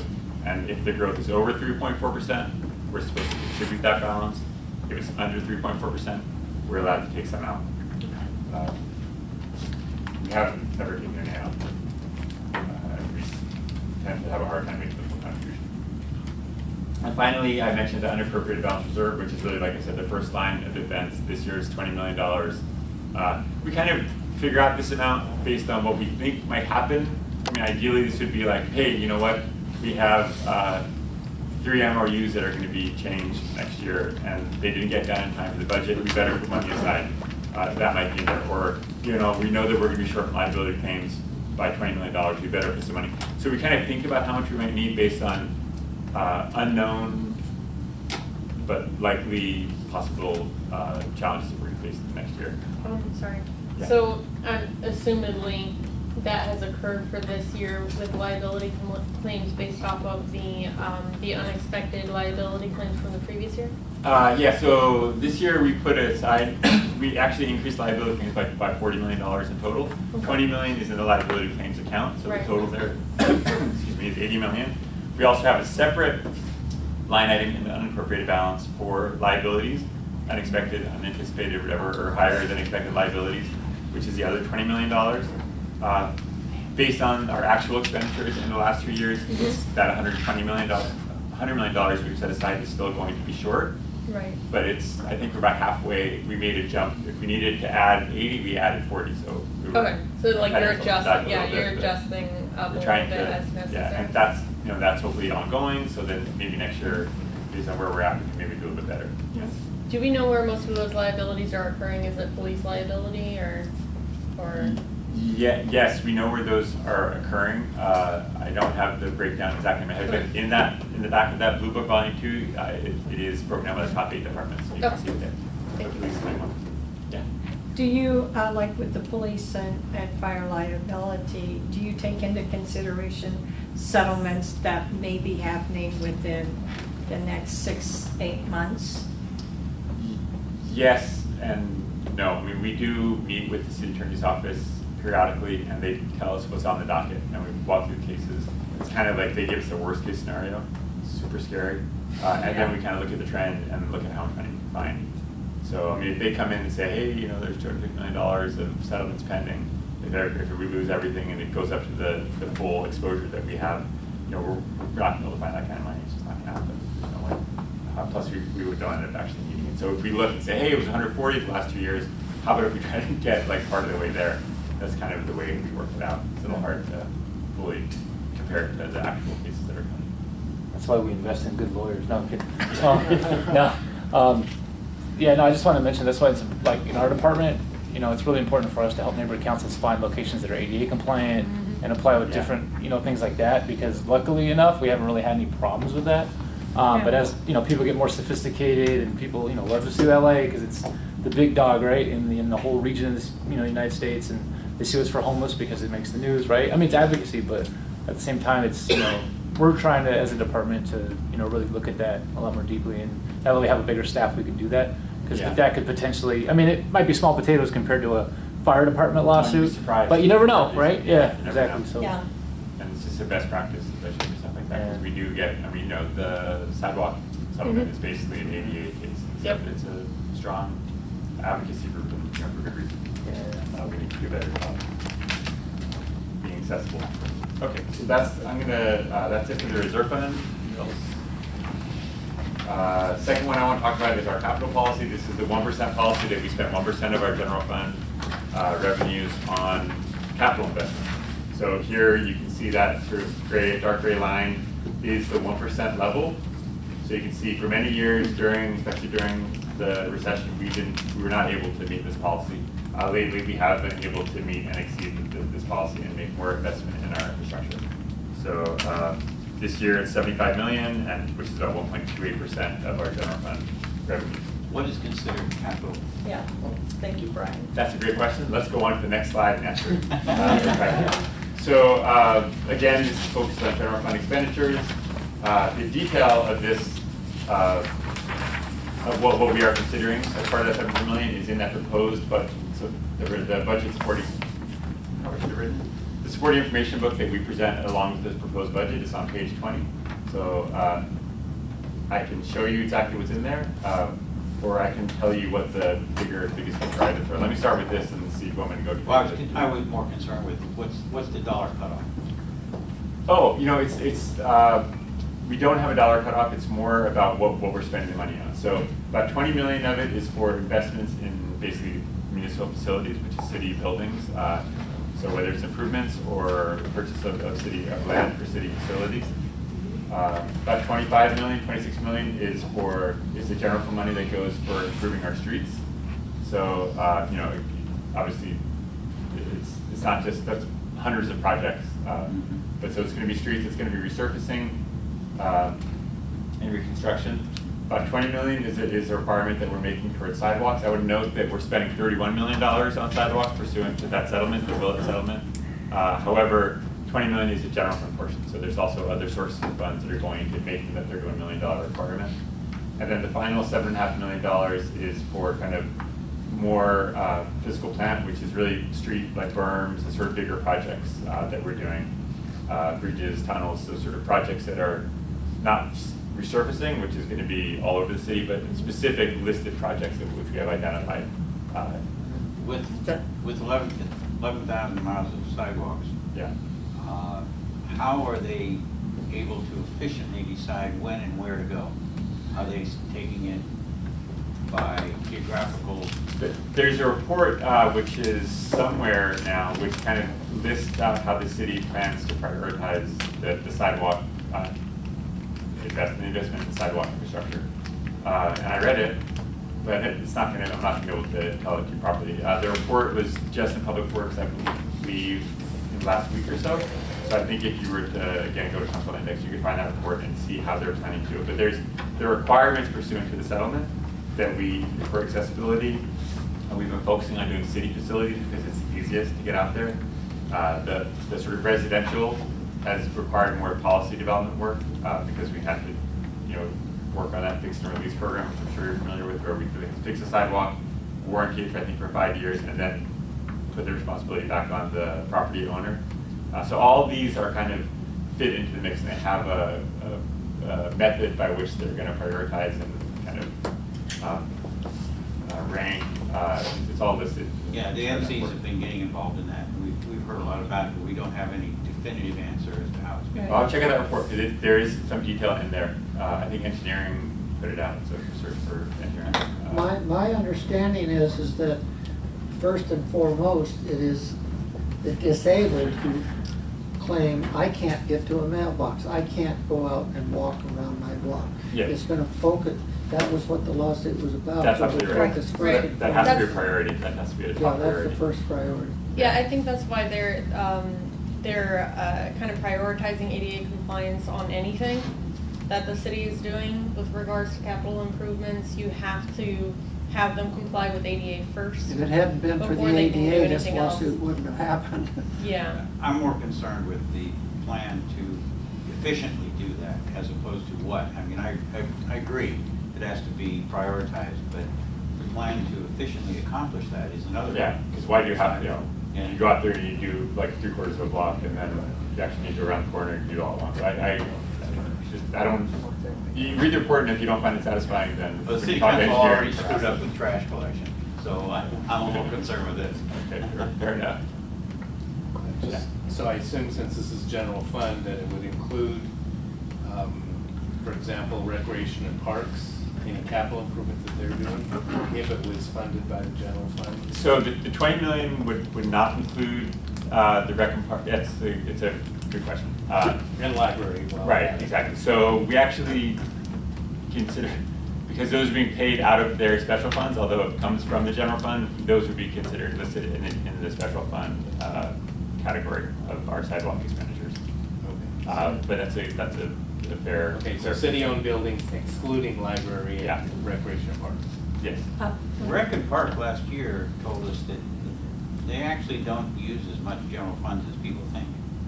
That a lot of their funds coming from special funds. They do have revenues that they generate. Obviously, Yeah. they have fee support programs, and that does definitely provide support, additional support for them. But they get a huge infusion of funding from the general fund for student charter as well. So that's what they're getting. Well, I thought it was like in the order of 120 million or something. That sounds about right. I think their budget is at the bottom. No, Well, yeah, it was 180, but then they have a lot of chargebacks, they have to pay for electricity and. Yeah, fair enough, and yeah. and waste disposal, and Yes. water. and- Well, it's basically, yes, you're right. I think the argument, to not play devil's advocate, because our argument has been that that's a full cost of the services they're providing. Library also has to pay for their water and electricity and their security and their overhead, because that's part of the cost of doing those services. No, I support it, because I've seen recreation parks turn their sprinklers on, have their sprinklers on during rainy times. I've seen them on when we had the restrictions of, none of us could put our sprinklers on between certain hours, and they did. So I actually think having a financial incentive Yeah. for conservation, both of water, electricity, I'm not so sure that the waste is, a lot of the waste is generated by the people who use the parks. So I'm not so sure how that, but definitely for water and electricity, you want to incentivize them to conserve. The more they conserve, the more we pay. Yeah. Now, just as an example, they just opened the park on Burbank and Shute, the city Woodland Hills Park. And it's a brand new everything, and the whole, the buildings, the pool, the playing fields and whatnot. Now, would that have come from the municipal facilities fund, or was that from a special fund that they redid the whole park? It could be a Prop K project, in which case it would have been bond funded. It was. But there is also improvements that are done through the department as well. So it could be, probably, there may be some rec parks projects I can't think of, maybe not a whole lot in this facility. This is more sort of, a lot of it is kind of maintenance of, City Hall East, neighborhood city halls and stuff like that. Overhead doors, it's a mishmash of ACs, HVAC systems, that kind of stuff. But there is $6 million for Vision Theater, so sometimes there is more exciting projects in there, but a lot of it is kind of mundane. What's Vision Theater? It's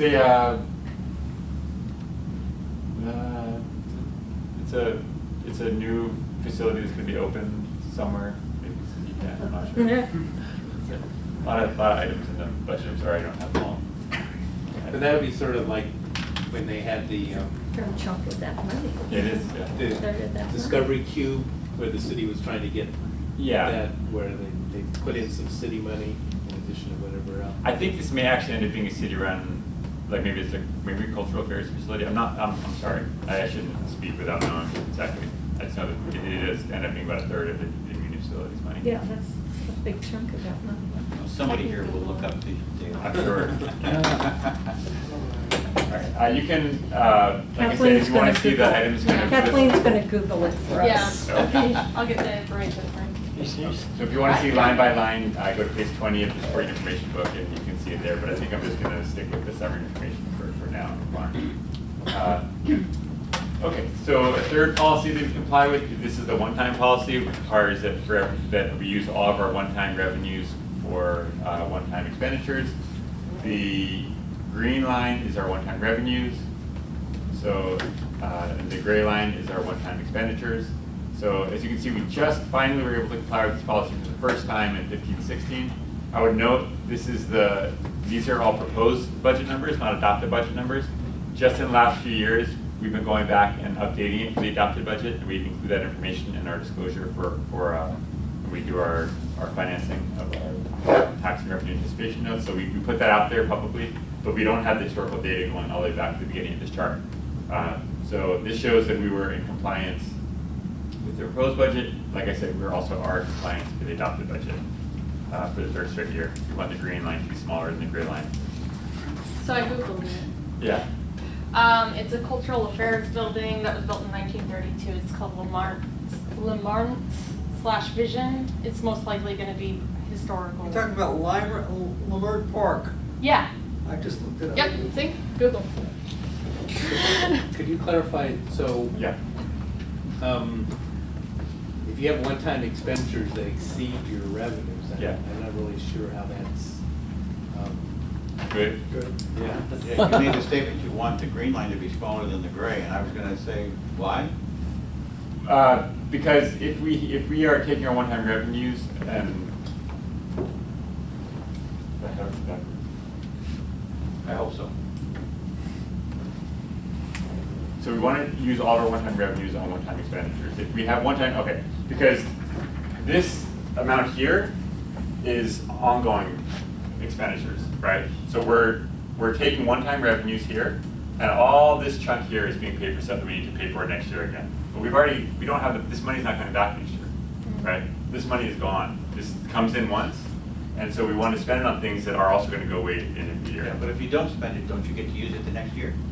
Well, we're going to spend it one way or the other. Yeah, but I would think that you would want revenues to always exceed your expenditures, and it would be a way to continue to build it. Right, so this is not the full, this is just the one-time expenditures. The Yes. full expenditures are 5.8 billion, Yeah. 5.7, right? So that means that if you kind of draw the full picture, let's say that this is our full revenues, right? And so this is the part that's our No, yeah. I understood, but my point is that if one-time revenues are greater than one-time expenditures, you're contributing to the general fund. You're increasing what's available to spend. Well, except for that we're taking that money and we're spending it on things that we need to also purchase the next year, but we don't have any revenue to pay for because that revenue is going to go away. So we need to take our one-time revenues and we need to only, if we use them for ongoing things, then we're going to get ourselves in trouble in the next year because we're not going to fund those things. So we'll have growth in the, so it won't be enough growth to cover those. But ideally, you want them equal, just like in 2015-16. Well, if we have it like a situation like we have this year where we actually have our one-time expenditures being higher, that means that we actually might have a little bit of we can actually eliminate a bunch of those expenditures next year if they are in fact for projects or something. And then we have more leeway to spend our ongoing revenues on. So in theory, then you're saying that some of your one-time expenditures are coming from the future, and you're paying them early. I'm not sure if that's exactly what I'm saying, but it's basically what so one-time expenditures, the most sort of classic is Vision Theater, right? $6 million for the theater, then we're done, right? That means that if we spend that money this year, next year we have a $6 million kind of savings. That's what I'm saying. Yeah. If you don't have revenues to cover the one-time expenditures, then you're taking those one-time expenditures out of whatever money you have. If we agree, I'll say okay. That's okay. It gets a little complicated. Okay, so like I said, this is an important policy in order to support our structural balance, so that we are paying for things that we can sustain on an ongoing basis. I gave the numbers already, but the 65 million in one-time revenues for 108 in one-time expenditures, that's in the adopted budget.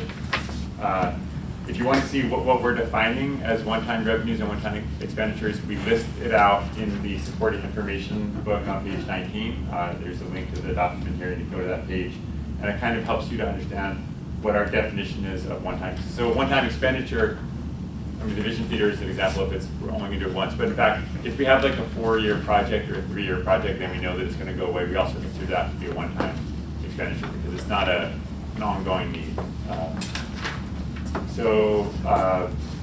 Some of the one-time revenues that we had in this year's budget included a transfer from the Special Parking Revenue Fund, which is a fund that is used basically to support park projects in neighborhoods based on revenues that come in I think from meters, so I'm not 100% sure about that. But anyway, whatever it is, it's funds.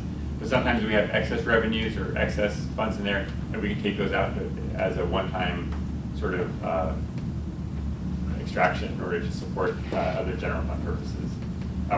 This year we had a reserve fund transfer. Obviously, we can't guarantee that we're going to be able to do it every year. A $9 million transfer that the council put in.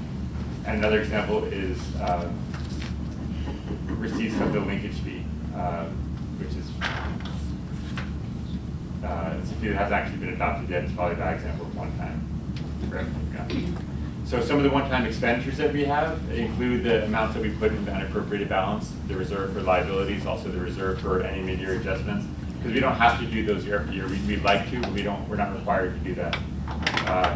We had to do some one-time purchases of security equipment for the MTA contract. Those are offset by one-time revenues to pay for those purchases, I think, of police vehicles and things like that.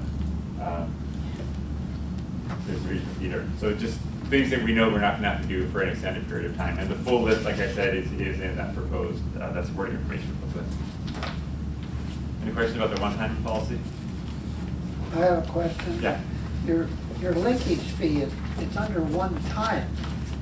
It was my understanding that thing was gonna be ongoing year after year. Yeah, so I think that the reason we put it in one time, in fact, I know the reason we put it there is because this year in the budget, because it hadn't been established yet, the council decided to move it into as a general fund receipt. On an ongoing basis, it's going to be a special fund receipt. It was actually offset by a one-time expenditure for the sort of a contingency expenditure. If it comes in, then that money will go back out to the special fund to pay for the housing that the linkage fee is going to be is required to fund. So essentially, it was from the general fund's perspective, it's a one-time expenditure and a one-time revenue, because on an ongoing basis, it's not going to be in the general fund, it's going to be in a separate standalone fund. Did it pass the city council? It is making its way through. I believe it was passed by recently, if I'm not mistaken. Yeah, it's still making its way. Okay. Yeah. So the way that we budgeted this year by putting in the general fund is really a one-time, but it's okay. Good. Here's our two debt policies. The first one is non-voter approved debt. Basically what this means, the city has the ability to issue debt. The most common types of debt that we issue that's not approved by the voters is, we can call it MICLA, Municipal Investment or something, Corporation of Los Angeles. Is basically leases.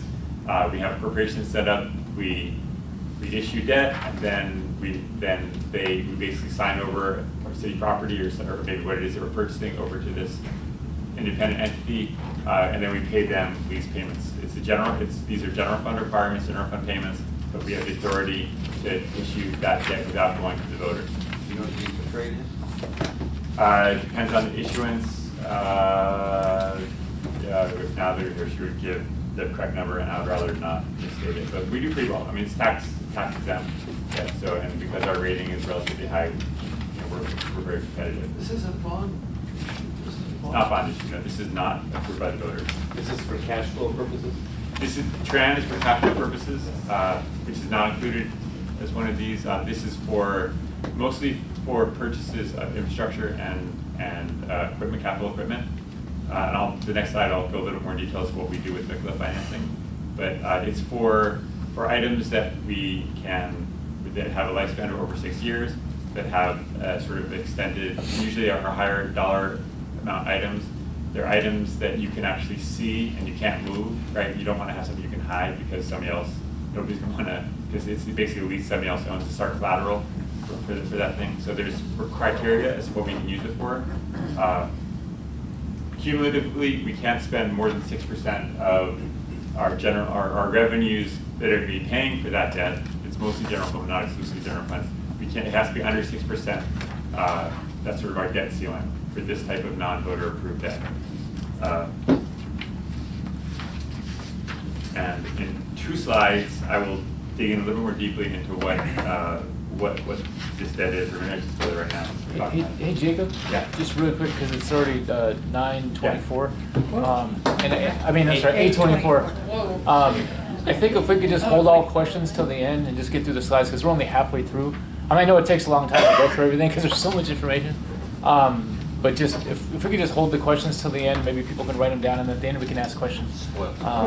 So then I can get this thing taped, because if this is too long, it's hard to chop up and stuff, and then the battery life too. so. Well, is there a way that we can have this training part 2 at another time? Wouldn't that?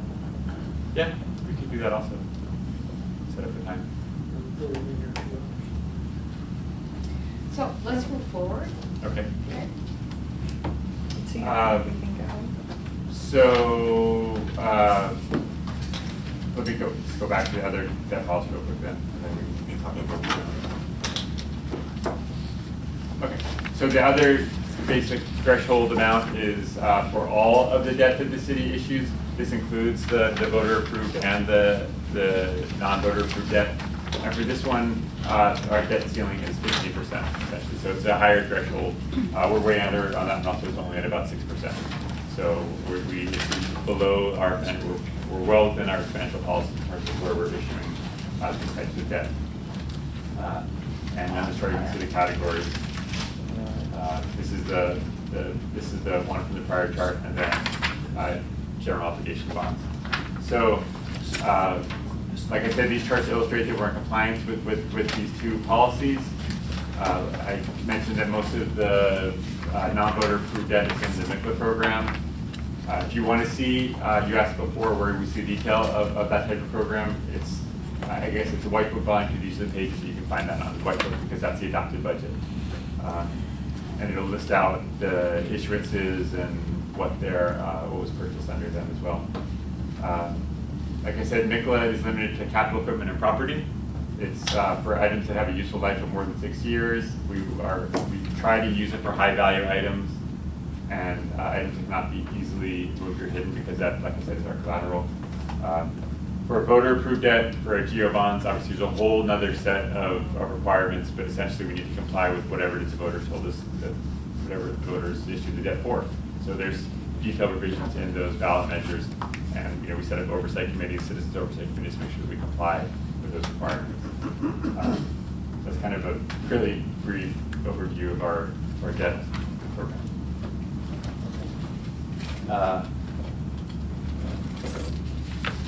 Okay. The MICLA would or wouldn't be used for fire engines? MICLA is used for fire apparatus and for major pieces of equipment and other similar pieces of equipment as The well. only reason I asked that is because we did hear that and today, Yeah. and they're easily moved. Yeah, not so easily. Not easily hidden, but Yeah, easily moved. Easily moved. Yeah, so we do it for vehicles. Maybe we wouldn't do it for a little drone. We don't do it for black and whites because they're easily. Very easily moved. Well, easily moved and And easily destroyed. and No one no wants one- to find it. You name it. Okay, so this portion, that's kind of the end of the financial policy discussions. The next slides that I was going to go through are basically our key expenditures and revenues that are included in the budget.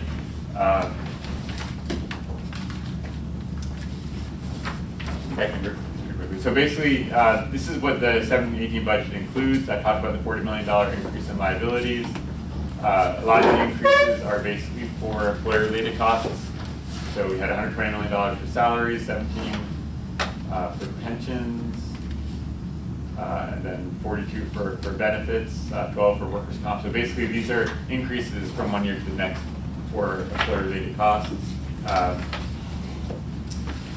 We have $36 million accessible housing program, which is required by settlement, the $31 million sidewalk program, which is required by settlement, $121 million for LAPD overtime. That's an increase pursuant to the MOU, but also an increase because of the MTA contract where they pay for a lot of the overtime. There's continuation of police and fire hiring, so we can maintain that 10,000 level of cops and adequate fighter staffing. And $134 million for homelessness. A lot of that is through the Measure HHH program, so a lot of that is bond funded. We added new programs, that $87 million HHH that I talked about related to homelessness.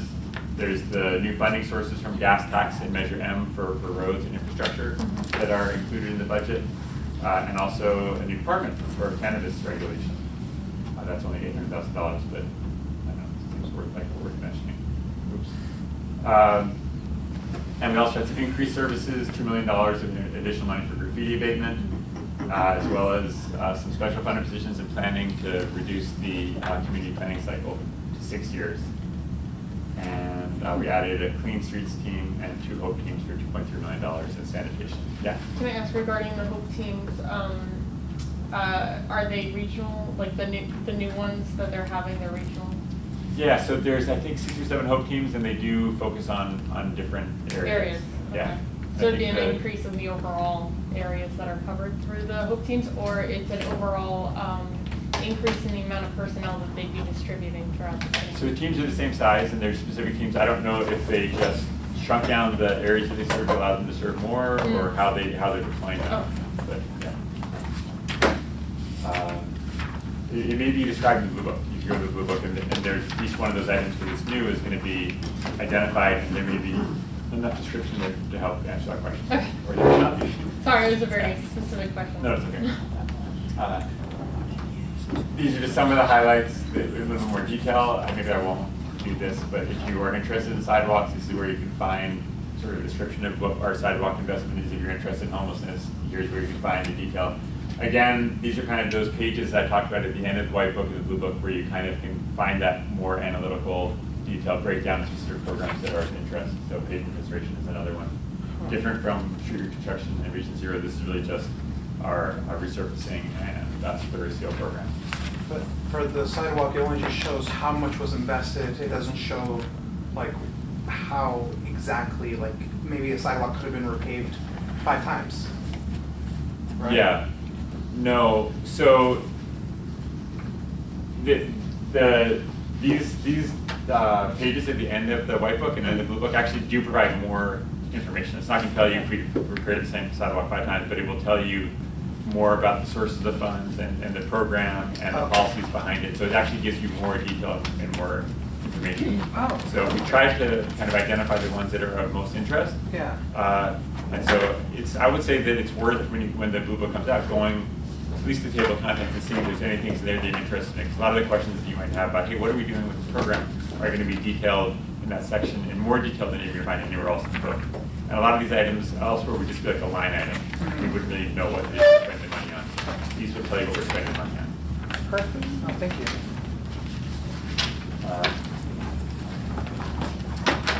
Kevin's left it. Here's our employee count again for the benefit. So we did peak out around 07-08 with the authorized city staffing at around 37,000. So we dropped down to about 31. That's our low point, 12-13, and we've been slowly climbing since then back up to the $33,000 level.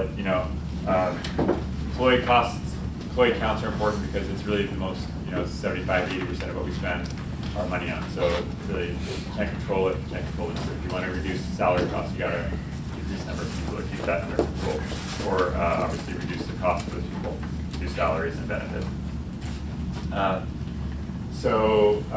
Just kind of digging in a little more to employee costs, like I said, there are 2 drivers. It's the number of employees and their compensation packages, which includes both salaries and benefits. So in order to control employee costs, you have to control one or both of those things.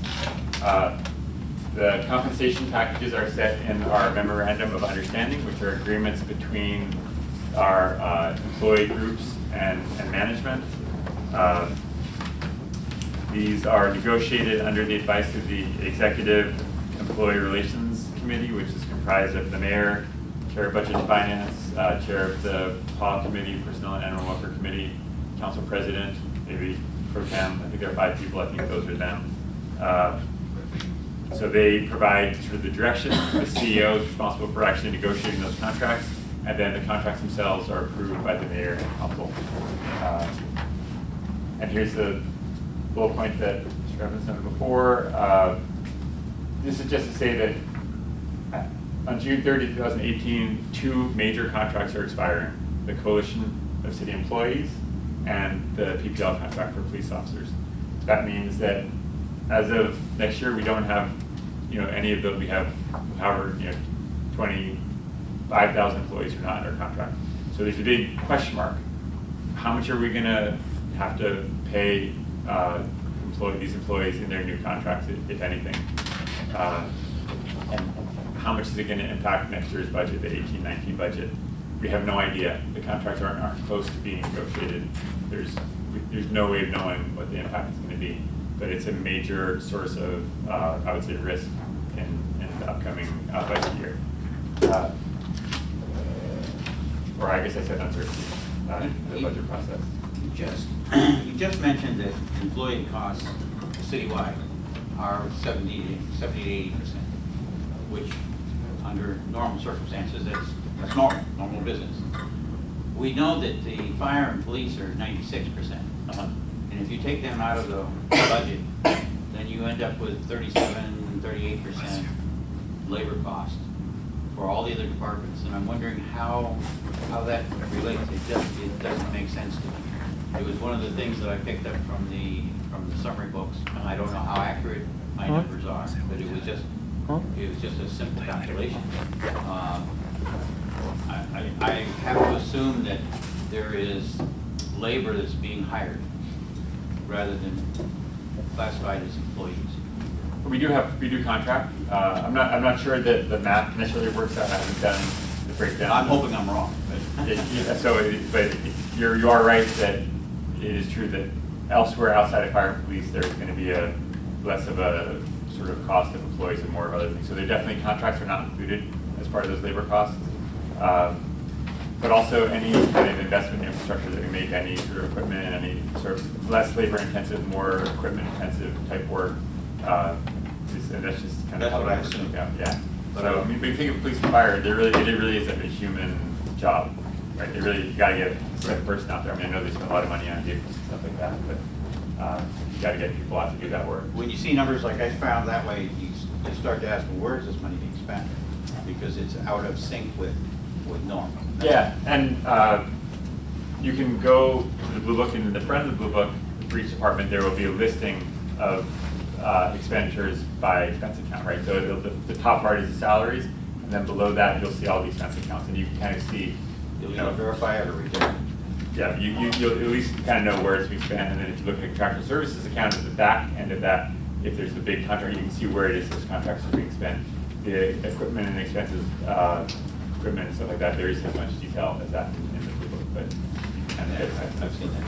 Quick question. Yeah. Just based on your experience, I know this doesn't mean it's going to work out that way. But in terms of labor contracts over the last several years, Yeah.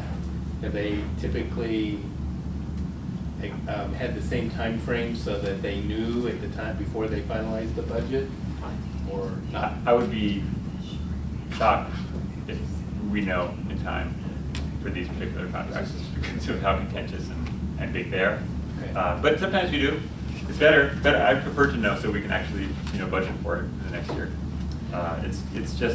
It's a long, slow process. Okay. Sometimes they're even done retroactively. So. Jacob, I'm beginning to think that your presentation is so thorough and so good and so, and we want to hear everything that you have to say, but I think we're kind of running out of time. Okay. So could we possibly ask you to come back and finish your presentation on Yeah. another date? Sure. When might that be? What's that? And when might that be? Well, we can work together and find it that work.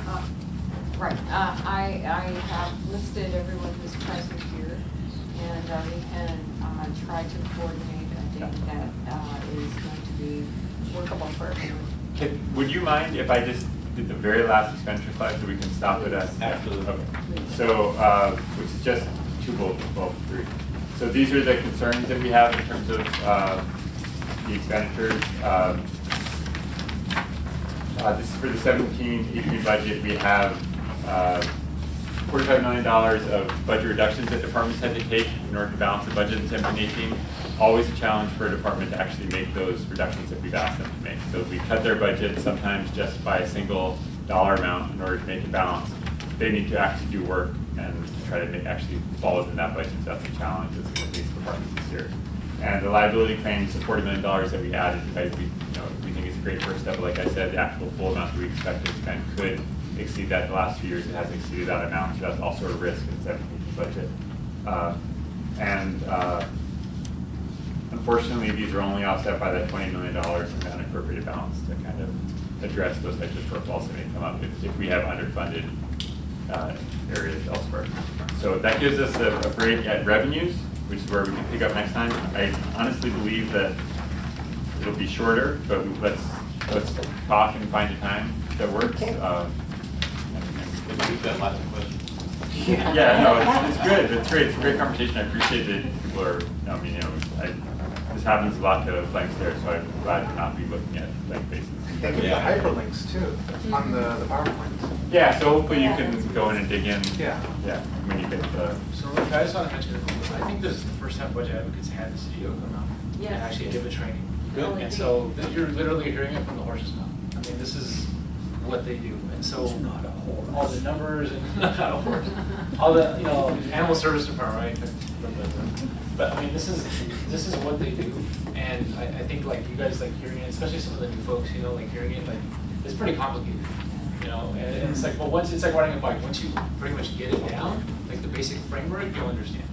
And so I know a lot of you that have been around. Well, you get it, or at least most of it, right? So it can take a long time.